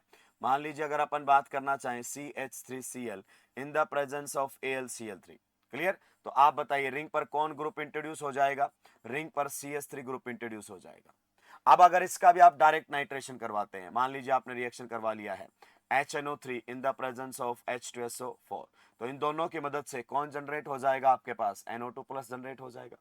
NO2 प्लस अगर जनरेट हुआ तो CH3 activating and ortho para directing है, पक्का जी हाँ। तो ये NO2 ग्रुप पैरा पोजीशन पर भी चला जाएगा और NO2 ग्रुप ऑर्थो पोजीशन पर भी चला जाएगा। अभी हम मेजर प्रोडक्ट की बात नहीं कर रहे हैं दोस्तों, जो मैं समझाना चाहता हूं वो बात कीजिए। लेकिन हमें तो टेक्निकली क्या चाहिए था, COOH ग्रुप। तो आप एल्काइल ग्रुप को COOH ग्रुप में बहुत आसानी से कन्वर्ट कर सकते हो इसका ऑक्सीडेशन करके। आप जानते हैं साइड चेन ऑक्सीडेशन हमने इसीलिए पढ़ा है ताकि हम अच्छे क्वेश्चंस यही निपटा सके। तो आपका CH3 ग्रुप ऑक्सीडाइज हो जाएगा, क्लियर, ये बन जाएगा COOH और यहां पर लगा होगा NO2। फिर से अगर अपन दूसरे वाले में भी बात कर ले तो CH3 ग्रुप ऑक्सीडाइज हो जाएगा COOH और यहां पर बन जाएगा NO2। बताइए क्या आपको अपना डिजायर्ड प्रोडक्ट मिला, दिमाग पर जोर डालिए, क्या आपको अपना डिजायर्ड प्रोडक्ट मिला। ये दोनों ग्रुप कहां पर होने चाहिए थे, मेटा पर, लेकिन ये दोनों ग्रुप कहां पर आए, या तो एक दूसरे की ओर या पैरा पर। सर समझ गए, समझ गए, क्या समझे कि सर पहले यहां ऑक्सीडेशन करवा लेना चाहिए, यहां पर रिएक्शन करवाओ H2CrO4 in the presence of H+. Now this CH3 group will be oxidized. ये अल्काइल ग्रुप कुछ और भी हो सकता है, CH3 नहीं है, कोई और भी अल्काइल ग्रुप ला सकते हो, कोई प्रॉब्लम नहीं है, क्लियर। तो यहां पर आपका CH3 ग्रुप किस में ऑक्सीडाइज हो जाएगा, COOH ग्रुप के अंदर। नाउ आप क्या करवा दीजिए, नाइट्रेशन HNO3 और साथ में ले आइए H2SO4 जिसका नाम होता है नाइट्रेटिंग मिक्सचर, जिसकी वजह से बनेगा NO2 प्लस। एंड अब ये ग्रुप बताइए COOH ग्रुप का कैसा इफेक्ट है, -R, deactivating and meta directing. तो आपका ये जो ग्रुप है बताइए कहां पर चला जाएगा, ये ग्रुप NO2 की कौन सी पोजीशन पर चला, सॉरी COH की कौन सी पोजीशन पर चला जाएगा, मेटा पोजीशन पर। Hence this is the desired product. तो आपसे पूछेगा किस सीक्वेंस में रिएक्शन करवानी चाहिए या कौन से सेट ऑफ रिएजेंट ये करके देगा। तो पहले आपको करवा लेना चाहिए फ्रीडल क्राफ्ट एल्काइलेशन, ठीक है। उसके बाद आपको करवा लेना चाहिए यहां पर oxidation side chain H2CrO4 acidic medium या और कोई सा ऑक्सीडाइजिंग एजेंट मैंने बताया है, और फिर आप इसमें नाइट्रेशन वाला प्रोसेस करवाइए दोस्तों, तब जाकर आपको डिजायर्ड प्रोडक्ट मिलेगा, तब जाकर आपको डिजायर्ड प्रोडक्ट मिलेगा। बेहतरीन क्वेश्चन है भाई, दिमाग की नसें खोल देंगे क्वेश्चंस, क्लियर। आप सोचिए रिएजेंट जब खुद से सोचने पड़ जाए ना किसी रिएक्शन के अंदर तो अलग ही मजा आता है, और जब आप खुद से सोच लेते हैं और मैच करते हैं कॉन्फिडेंस लेवल बढ़ जाता है कि सर यही क्वेश्चंस होते हैं जिनको सॉल्व करने में मजा आएगा, क्लियर। और नेट अगर अपना लेवल बढ़ाएगा तो डेफिनेटली हमें फायदा मिलेगा उसका। अगले क्वेश्चन की तरफ चलते हैं, दूसरा क्वेश्चन डी वाला है। अब आप देख लो NO2 भी इंट्रोड्यूस करना है और Br भी इंट्रोड्यूस करना है। चलिए मेरे पास जगह नहीं है, मैं यहां पर बात कर लेता हूं। कहता है ये बेंजीन है, ओके कोई दिक्कत नहीं है। इस पर आपको क्या लगाना है, NO2 ग्रुप भी लगाना है, ठीक है सर, और Br ग्रुप भी लगाना है, लेकिन एक दूसरे की मेटा पर ही होंगे। मैं चेक कर लूं मेटा पर ही है क्या, यस एक दूसरे की मेटा पर होने चाहिए। अब आपके पास क्या क्या तरीके, देखो पहला तरीका, आप पहले क्या करवा दो, ब्रोमिनेशन। अगर आप पहले करवाओगे Br2 in the presence of Fe, तो आप जानते हैं Br प्लस जनरेट होगा और बेंजीन पर Br ग्रुप इंट्रोड्यूस हो जाएगा। और अब आप नाइट्रेशन करवाने की सोच रहे हो, HNO3 के साथ रिएक्शन करवाओगे H2SO4 की प्रेजेंस में, तो NO2 प्लस जनरेट होगा और हेलोजन डीएक्टिवेटिंग जरूर है लेकिन डायरेक्टिंग नेचर दोस्तों ऑर्थो एंड पैरा है। तो NO2 पैरा पर भी लगेगा और NO2 आपका ऑर्थो पर भी लगेगा, लेकिन मेटा पर NO2 ना के बराबर लगने वाला है। तो यहां पर ये वाला आपका मेजर प्रोडक्ट रहेगा। आप बताइए तरीका सही है क्या, नहीं ये तरीका सही नहीं है सर। तो फिर बताइए बेंजीन का पहले किसके साथ रिएक्शन करवाना चाहिए, तो पहले नाइट्रेशन करवाते हैं सर, क्लियर। नाइट्रेशन आप करवा दो, तो नाइट्रेशन करवाने से बेंजीन पर कौन सा ग्रुप इंट्रोड्यूस हो जाएगा, बताइए NO2 ग्रुप इंट्रोड्यूस हो जाएगा। और दोस्तों अब आप रिएक्शन करवा दीजिए Br2 के साथ इन द प्रेजेंस ऑफ Fe, तो Br प्लस जनरेट होगा, NO2 का -R deactivating and meta directing रहेगा दोस्तों, और यहां पर आपको Br लगता हुआ मिलेगा। तो ये सेट ऑफ रिएजेंट्स आपके डिजायर्ड प्रोडक्ट तक आपको पहुंचा सकते हैं। चलिए मूव करते हैं अगले वाले क्वेश्चन पर। अगले वाले क्वेश्चन में कहता है कि Br और NO2 एक दूसरे की पैरा पोजीशन पर इंट्रोड्यूस करने हैं। अगला जो कन्वर्जन आपको कह रहा है कि Br भी लगाना है और NO2 भी लगाना है, लेकिन दोनों को कहां पर इंट्रोड्यूस करना है, एक दूसरे की पैरा पोजीशन पर, एक दूसरे की पैरा पोजीशन पर इंट्रोड्यूस करना है।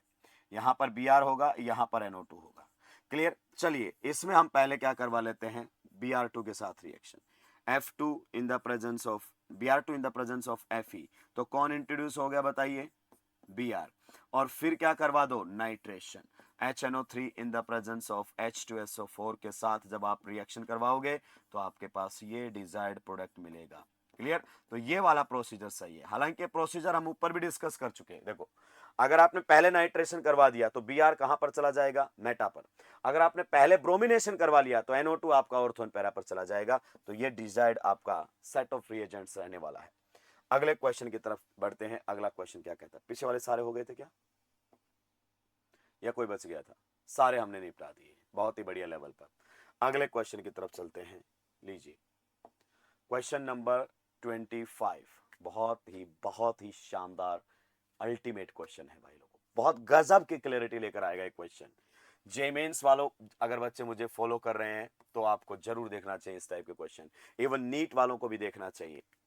कहता है arrange the following in order of reactivity towards ring nitration, listing the structure from most reactive to least reactive. यानी कि आपको क्या करवाना है, नाइट्रेशन करवाना है, ठीक है, और मोस्ट रिएक्टिव से लिस्ट रिएक्टिव की तरफ जाना है। पार्ट ए में हम बात कर लेते हैं। ए क्या कहता है, बेंजीन दिया हुआ आपके सामने, ठीक है, ये आपके सामने बेंजीन है। फिर क्या दिया हुआ, मेसिटाइलिन। दोस्तों मेसिटाइलिन आपको बनाना आना चाहिए। मेसिटाइलिन याद है ना, M4 मेटा, तीनों CH3 ग्रुप कहां पर जाने चाहिए आपके, यहां पर मेटा पोजीशन के ऊपर, मेसिटाइलिन। फिर अगर अपन बात करें टोलिन तो आपका CH3 ग्रुप रहेगा एक, ये रहेगा CH3 ग्रुप। उसके बाद आपके सामने है meta xylene and para xylene. Xylene is the dimethyl derivative of benzene. तो यहां पर अगर हम बात करना चाहें तो ये मेटाजाइलिन है दोस्तों, और ये स्ट्रक्चर हो गई है पैराजाइलिन की। क्लियर? क्योंकि स्ट्रक्चर नहीं बनेगी तब तक क्या ही मतलब है दोस्त। तो ये आपके सामने हो गया। अब आप रिएक्टिविटी को बहुत आसानी से हैंडल कर सकते हैं न्यूक्लियोफिलिसिटी से।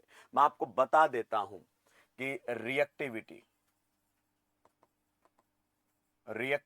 इन SEAR reaction, reactivity in SEAR reaction की अगर मैं बात करना चाहूं, that is directly proportional to होता है nucleophilicity of benzene, is directly proportional to रहेगा न्यूक्लियोफिलिसिटी ऑफ बेंजीन। आगे बात समझ में, न्यूक्लियोफिलिसिटी ऑफ बेंजीन ऑब्लिक आप कह सकते हैं स्टेबिलिटी ऑफ सिग्मा कॉम्प्लेक्स, आप बोल सकते हैं स्टेबिलिटी ऑफ, अगर अपन बात करना चाहें sigma complex, stability of sigma complex बोल दीजिए, एरिनियम आयन बोल दीजिए, एक ही बात है। तो मेरा ये सजेशन है कि पहला अटेम्प्ट आप न्यूक्लियोफिलिसिटी से लीजिए। जिनमें रिंग की न्यूक्लियोफिलिसिटी ज्यादा मिलेगी उनका रिएक्शन का रेट ज्यादा आएगा, और जहां न्यूक्लियोफिलिसिटी से चीजें डिसाइड नहीं होंगी we will switch to sigma complex stability. बढ़िया क्वेश्चंस आपके सामने हैं,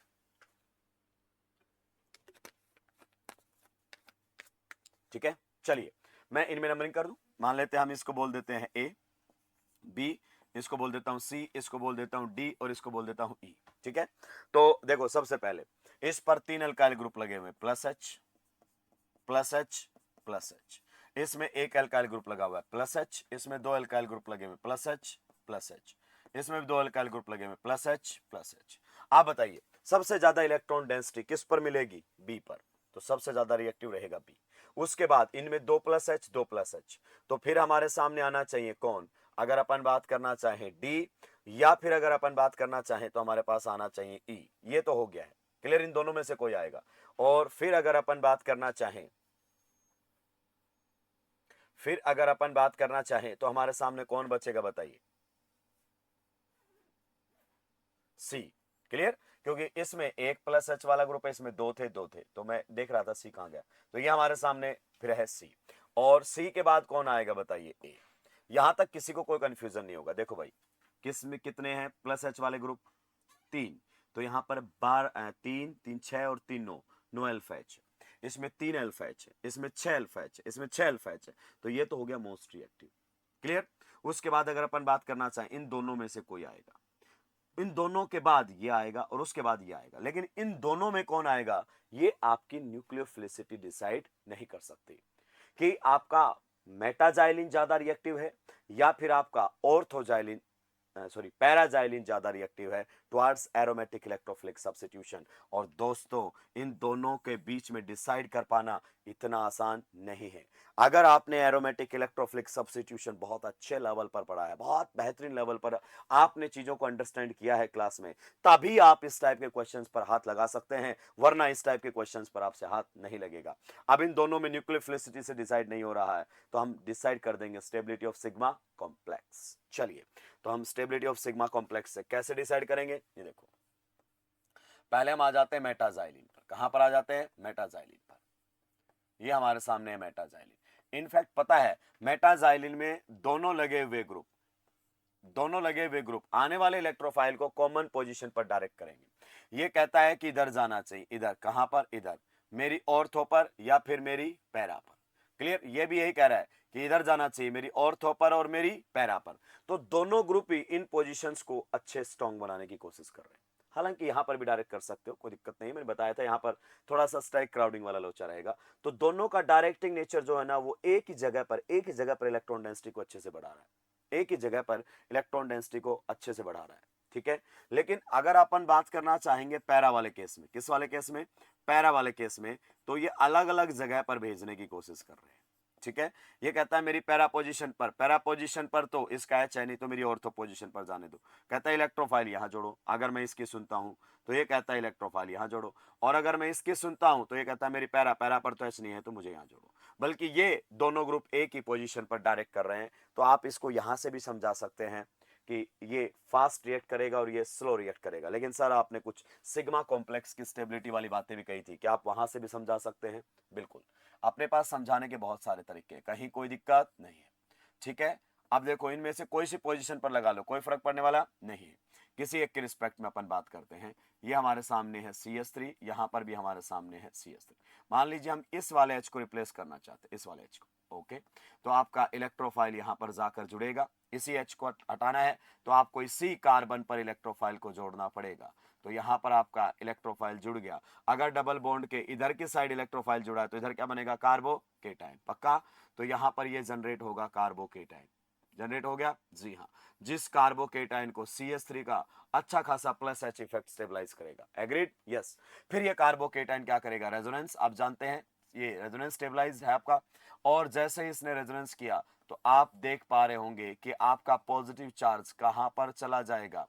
आपका जो पॉजिटिव चार्ज है वो चला जाएगा यहां पर, और फिर से इस कार्बोकेटाइन को प्लस H करने का मौका मिलेगा, हाइपर कॉन्जुगेशन करने का मौका मिलेगा। यानी कि जो फॉर्म्ड इंटरमीडिएट कार्बोकेटाइन है वो दोनों के CH3 के प्लस H से स्टेबलाइज्ड है, दोनों ही मिथाइल ग्रुप के प्लस H से स्टेबलाइज्ड है। क्या ये पॉइंट आपको क्लियर हुआ? यस। इधर आते हैं, अगर हमारे पास मेटाजाइलिन होता, सॉरी पैराजाइलिन, माफी चाहूंगा शब्दों में, अगर हमारे सामने पैराजाइलिन होता तो बताइए, अगर मैं H हटाना चाहूं, ये कहता है यहां से H हटाओ, ये कहता है यहां से H हटाओ।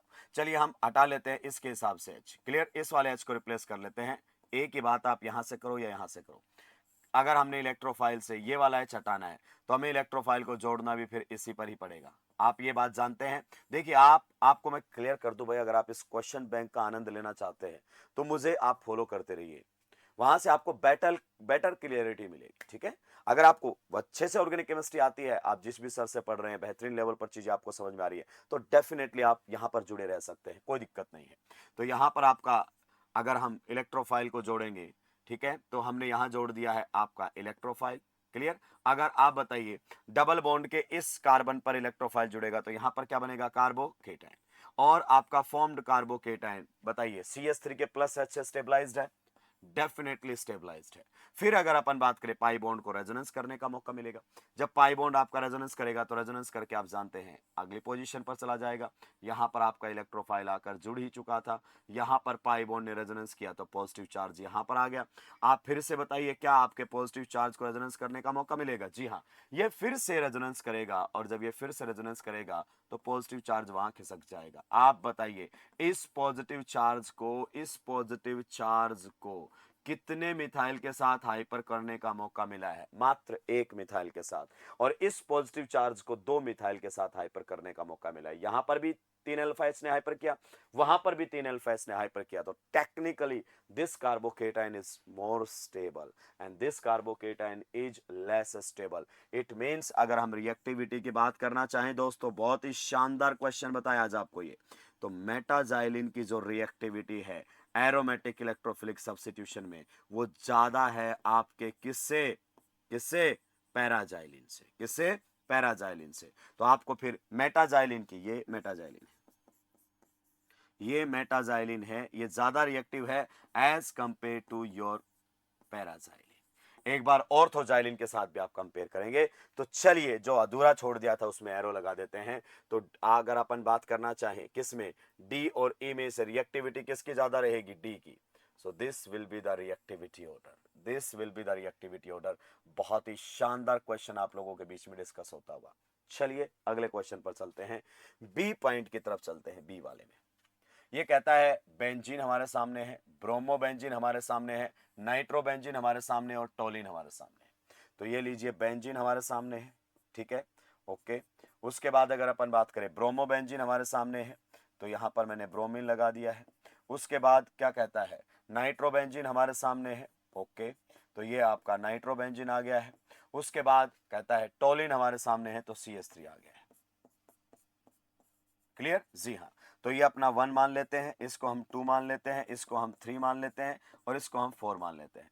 तो बताइए इसका तो कैसा इफेक्ट लगेगा? प्लस एच से बेंजीन पर इलेक्ट्रॉन डेंसिटी को बढ़ाएगा, न्यूक्लियोफिलिसिटी को बढ़ाएगा। तो सबसे ज्यादा रिएक्टिव तो रहेगा आपका फोर्थ। क्लियर? आप बताइए, ये भी ओवरऑल इलेक्ट्रॉन विड्रॉइंग ग्रुप रहेगा। आप जानते हैं halogens are net electron withdrawing, ये भी ओवरऑल इलेक्ट्रॉन विड्रॉइंग, और ये तो -R से विड्रॉ करेगा, ये तो -I से विड्रॉ करेगा। तो फिर आपका खुद फर्स्ट आ जाएगा, फर्स्ट के बाद कौन आ जाएगा? आपका सेकंड, और सेकंड के बाद कौन सा आ जाएगा? थर्ड। क्या ये पॉइंट आपको क्लियर है? चलिए आगे बढ़ते हैं नेक्स्ट सी पॉइंट की तरफ। सी पॉइंट हमें क्या कह रहा है कि आपका है टरथैलिक एसिड। टरथैलिक एसिड, तो आपको पता होना चाहिए phthalic acid, isophthalic acid and terephthalic acid. So this is the structure of terephthalic acid. First रहेगा। दूसरा हमारे सामने रहेगा टोलिन। दूसरा अगर अपन बात करना चाहें तो हमारे सामने रहेगा टोलुइन। तो ये लगा दिया हमने CH3 टोलुइन के केस में। फिर हमारे सामने कहता है कि रहेगा पैराटोलुइक एसिड। तो ये स्ट्रक्चर में ही आप कंफ्यूज हो सकते हैं। ये CH3 की पैरा पोजीशन पर जब आप COOH ग्रुप लगा देते हैं तो ये रहेगा हमारे सामने पैराटोलुइक एसिड।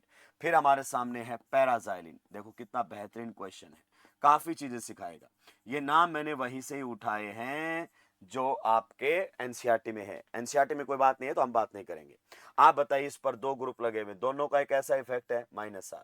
इस पे एक लगा हुआ जिसका +H, इसमें एक लगा हुआ है +H वाला और एक -R वाला, इसमें दो लगे हुए +H वाले। क्लियर? अब बताइए सबसे ज्यादा इलेक्ट्रॉन डेंसिटी किस पर मिलेगी? अगर मैं इसको फर्स्ट, इसको सेकंड, इसको थर्ड और इसको फोर्थ बोल देता हूं तो सबसे ज्यादा बेंजीन पर इलेक्ट्रॉन डेंसिटी फोर्थ में मिलेगी। क्लियर? उसके बाद किस में मिलेगी? इसमें 2 +H, इसमें 1 +H, फिर मिलेगा सेकंड में। अब अगर अपन बात करना चाहें फर्स्ट और थर्ड में तो देखो इसको कैंसिल कर दो, -R, अभी भी इसमें -R है और इसमें +H है, तो फिर कौन सा आ जाएगा आपका? थर्ड। और सबसे पीछे कौन सा रहेगा? First. So this will be the reactivity order. Clear? तो ये आपके सामने सी का रिएक्टिविटी ऑर्डर आ गया है। पहले वाला, ये वाला जो पार्ट था ना भाई साहब, ये जबरदस्त था, काफी चीजें इसने दिमाग में क्लियर कर दी है। अगले क्वेश्चन की तरफ चलते हैं। नेक्स्ट क्वेश्चन कहता है how will you carry out the following convergence. आप ये कन्वर्जन कैसे करेंगे? बेहतरीन क्वेश्चन। सेशन थोड़ा सा लंबा खिंच गया है अपना, कोई बात नहीं है, लेकिन चीजें क्लियर होनी चाहिए।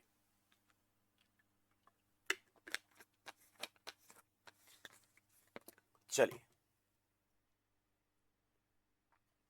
चलिए किस प्रकार की बातें कर सकते हैं। देखो यहां से यहां जाना, अब आपके दिमाग में क्या आएगा दोस्तों? आपके दिमाग में आएगा कि मैं सीधा Br2 के साथ रिएक्शन करवा देता हूं इन द प्रेजेंस ऑफ CS2। मैं आपको बता दूं एनिलीन में ये लगा हुआ जो आपका ग्रुप है ये +R वाला है, खतरनाक एक्टिविटी। एनिलीन के केस में आपका इरिस्पेक्टिव ऑफ द सॉल्वेंट आपका ब्रोमिनेशन जो होगा वो कितनी बार होगा? ब्रोमिनेशन जो होगा वो कितनी बार होगा? 3 बार। तो आप कोई भी सॉल्वेंट ले लीजिए, उससे कोई फर्क पड़ने वाला नहीं है। तो आपको करवाना है प्रोडक्ट में मोनोब्रोमिनेशन, लेकिन आपके प्रोडक्ट में हो रहा है ट्राइब्रोमिनेशन। चाहे आप नॉन पोलर सॉल्वेंट ले लोगे तब भी। क्लियर? कभी आप सोच रहे हो वाटर में होगा, नहीं, इसमें CS2 ले लो या वाटर ले लो, से फर्क नहीं पड़ेगा, हमें करवाना है मोनोब्रोमिनेशन। आप बताओ ट्राइब्रोमो प्रोडक्ट बनने का कारण क्या है? सर ट्राइब्रोमो प्रोडक्ट बनने का कारण है कि जो NH2 का स्ट्रॉन्ग एक्टिवेटिंग नेचर, NH2 आपका स्ट्रॉन्ग एक्टिवेटिंग है, NH2 आपका क्या है? Strong activity. क्या ये पॉइंट आपको क्लियर हुआ? स्ट्रॉन्ग एक्टिवेटिंग नेचर की वजह से इसके नाइट्रेशन में दिक्कत आई, स्ट्रॉन्ग एक्टिवेटिंग नेचर की वजह से ही आपके फ्रिडल क्राफ्ट एल्काइलेशन असाइलेशन में भी दिक्कत आती है, क्योंकि वो कॉम्प्लेक्स फॉर्मेशन कर लेता है AlCl3 के साथ लोन पेयर अवेलेबल होने की वजह से।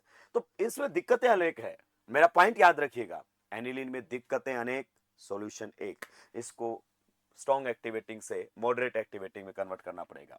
तो हमें इसमें पहले करवा लेना चाहिए एसिटाइलेशन, या तो एसिटाइल क्लोराइड के साथ रिएक्शन करवाऊंगा इन द प्रेजेंस ऑफ पायरिडीन, आगे बात समझ में, इन द प्रेजेंस ऑफ पायरिडीन, या फिर मैं किसके साथ रिएक्शन करवाऊंगा? एसिटिक एनहाइड्राइड के साथ।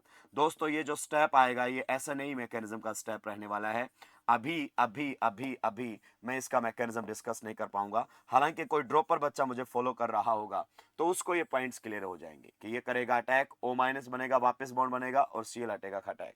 तो ये SN2 की तरह डायरेक्ट रिप्लेसमेंट नहीं है, एडिशन एलिमिनेशन के थ्रू जाता है। तो रिएक्शन आपकी कुछ इस प्रकार से आ जाएगी। आपका यहाँ पर NH2 पर कौन सा ग्रुप आपने इंस्टॉल कर दिया है? Acetyl group. तो ये आपने एनिलीन का एसिटाइलेशन करवा दिया है। पहले NH2 का पूरा इफेक्ट बेंजीन की तरफ था, लोन पेयर का, ये लोन पेयर केवल बेंजीन की तरफ था। अब इस लोन पेयर को हमने CO की तरफ भी क्या कर दिया है? डाइवर्ट कर दिया है। किधर डाइवर्ट कर दिया है? CO की तरफ भी डाइवर्ट कर दिया। क्या सर बेंजीन पर अभी भी इसका प्लस R लग रहा है? हाँ, बेंजीन पर अभी भी इसका लग तो प्लस R रहा है, लेकिन बेंजीन पर इसका प्लस R क्या हो गया है? कम हो गया है। हाँ ये बात सही है, बेंजीन पर अभी कम प्लस R लगाएगा। क्लियर? इसी का ही नाम होता है एसिटानिलाइट, एसिटानिलाइट। आगे बात समझ में? अब आप इसकी रिएक्शन Br2 के साथ करवा दीजिए। अब आप जानते हैं क्या आपको यहां पर लुइस एसिड की जरूरत है? नो, अभी भी प्लस R वाला ग्रुप लगा हुआ है, तो आपको लुइस एसिड की रिक्वायरमेंट नहीं पड़ेगी। और प्लस R से स्ट्रॉन्ग एक्टिवेटिंग है, और आपका कहां पर जाकर लगेगा? स्ट्रॉन्ग नहीं, मॉडरेट हो गया है अभी, माफी चाहूंगा। NH2 में से और इसमें से जब आप कंपैरिजन करोगे तो प्लस R आपका किसका लगेगा ज्यादा? इसका। ये स्ट्रॉन्ग एक्टिवेटिंग और या मॉडरेट एक्टिवेटिंग में कन्वर्ट हो चुका है, लेकिन रिएक्शन अभी भी पैरा पर ही होगी। तो अगले स्टेप में आपको ये हटाना पड़ेगा, तो आप इसका हाइड्रोलिसिस करवा सकते हैं एसिडिक मीडियम में और बेसिक मीडियम में। जब भी कार्बन नाइट्रोजन बॉन्ड तोड़ना हो तो इधर H और उधर OH आप जाने दीजिए। सो this will be the desired product of this chemical reaction. ये आपके सामने रिएक्शन का डिजायर्ड प्रोडक्ट रहेगा, यानी कि एनिलीन से आपने पैरा ब्रोमो एनिलीन पर चले गए हैं। मोनोब्रोमिनेशन करने का ये बेहतरीन तरीका है। ठीक है, अगला अगर अपन बात करना चाहें दोस्तों, तो आपको बोला जा रहा है कि आप फिनोल से और जाकर दिखाइए हमें पिक्रिक एसिड के अंदर, फिनोल से और आप जाकर दिखाइए हमें किसके अंदर?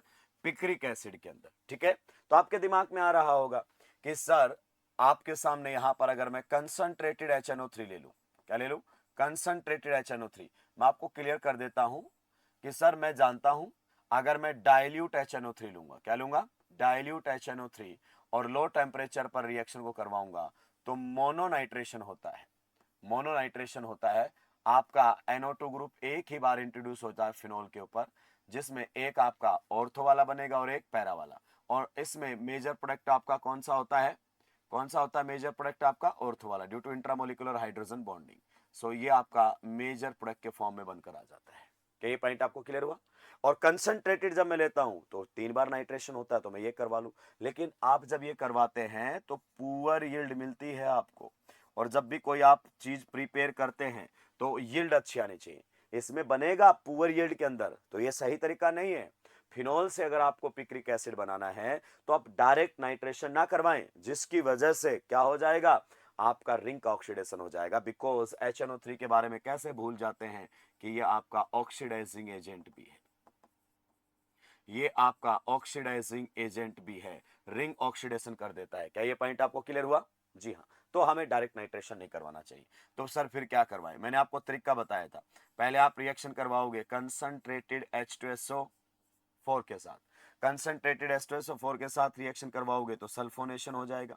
क्लियर? और सल्फोनेशन आप 2 बार करवा लो, ऑर्थो पर भी करवा लो और पैरा पर भी करवा लो, 2 SO3H ग्रुप इंट्रोड्यूस हो गए और उसके बाद आप नाइट्रेशन करवाएंगे, HNO3 के साथ रिएक्शन करवा देंगे, देन आपका डिजायर प्रोडक्ट मिल जाएगा।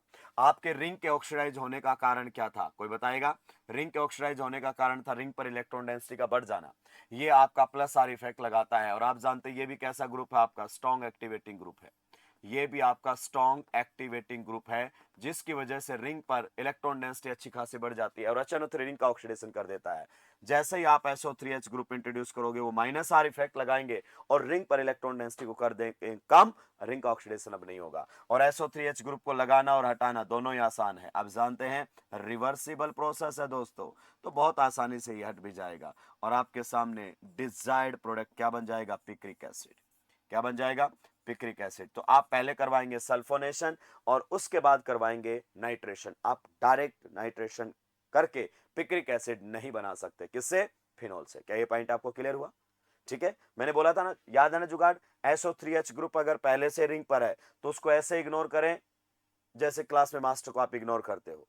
तो आप तो ये सोचो कि फिनोल ही रिएक्शन कर रहा है HNO3 के साथ, तो जब फिनोल रिएक्शन करता है HNO3 के साथ तो पिक्रिक एसिड की फॉर्मेशन होती है, तो SO3H ग्रुप दोनों हट जाएंगे और 2 NO2 ग्रुप यहां पर इंट्रोड्यूस हो जाएंगे इनकी जगह पर।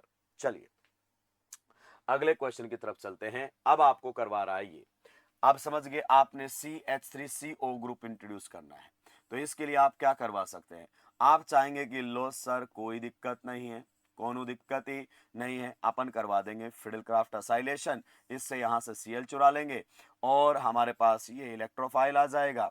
और आप बताइए ये जो इलेक्ट्रोफाइल है वो अब रिएक्शन करेगा, बताइए प्लस आर से activating and ortho para directing है और हमारे पास ये डिजायर्ड प्रोडक्ट बनकर आ जाएगा, यहां पर जाकर लग जाएगा ये। तो इस प्रकार से हम करवा सकते हैं। मैं आपको जवाब दूंगा कि ये आपका सोचना गलत है, ये आपका सोचना गलत है, ऐसा कोई प्रोडक्ट यहां पर आपको ऑब्टेन होने वाला ही नहीं है। क्यों? क्योंकि अगर आपने AlCl3 लिया तो आप जानते हैं कि AlCl3 रिएक्शन करेगा किसके साथ, एल्यूमिनियम के साथ, मतलब एनिलीन के साथ। ये आपका एनिलीन है, दिस इज व्हाट, एनिलीन है कि नहीं है। अगर इसके रिएक्शन में आपने गलती से भी AlCl3 इंट्रोड्यूस कर दिया तो एनिलीन बेस का काम कर जाता है और आपका AlCl3 तो लुइस एसिड है ही है और ये जनरेट कर देता है पॉजिटिव एंड नेगेटिव। और ये जो ग्रुप लगा होता है ये ग्रुप आपका अच्छा खासा डीएक्टिवेटिंग होता है, डीएक्टिवेटिंग और साथ में क्या होता है, मेटा डायरेक्टिंग। ये ग्रुप जो लगा है डीएक्टिवेटिंग एंड मेटा डायरेक्टिंग।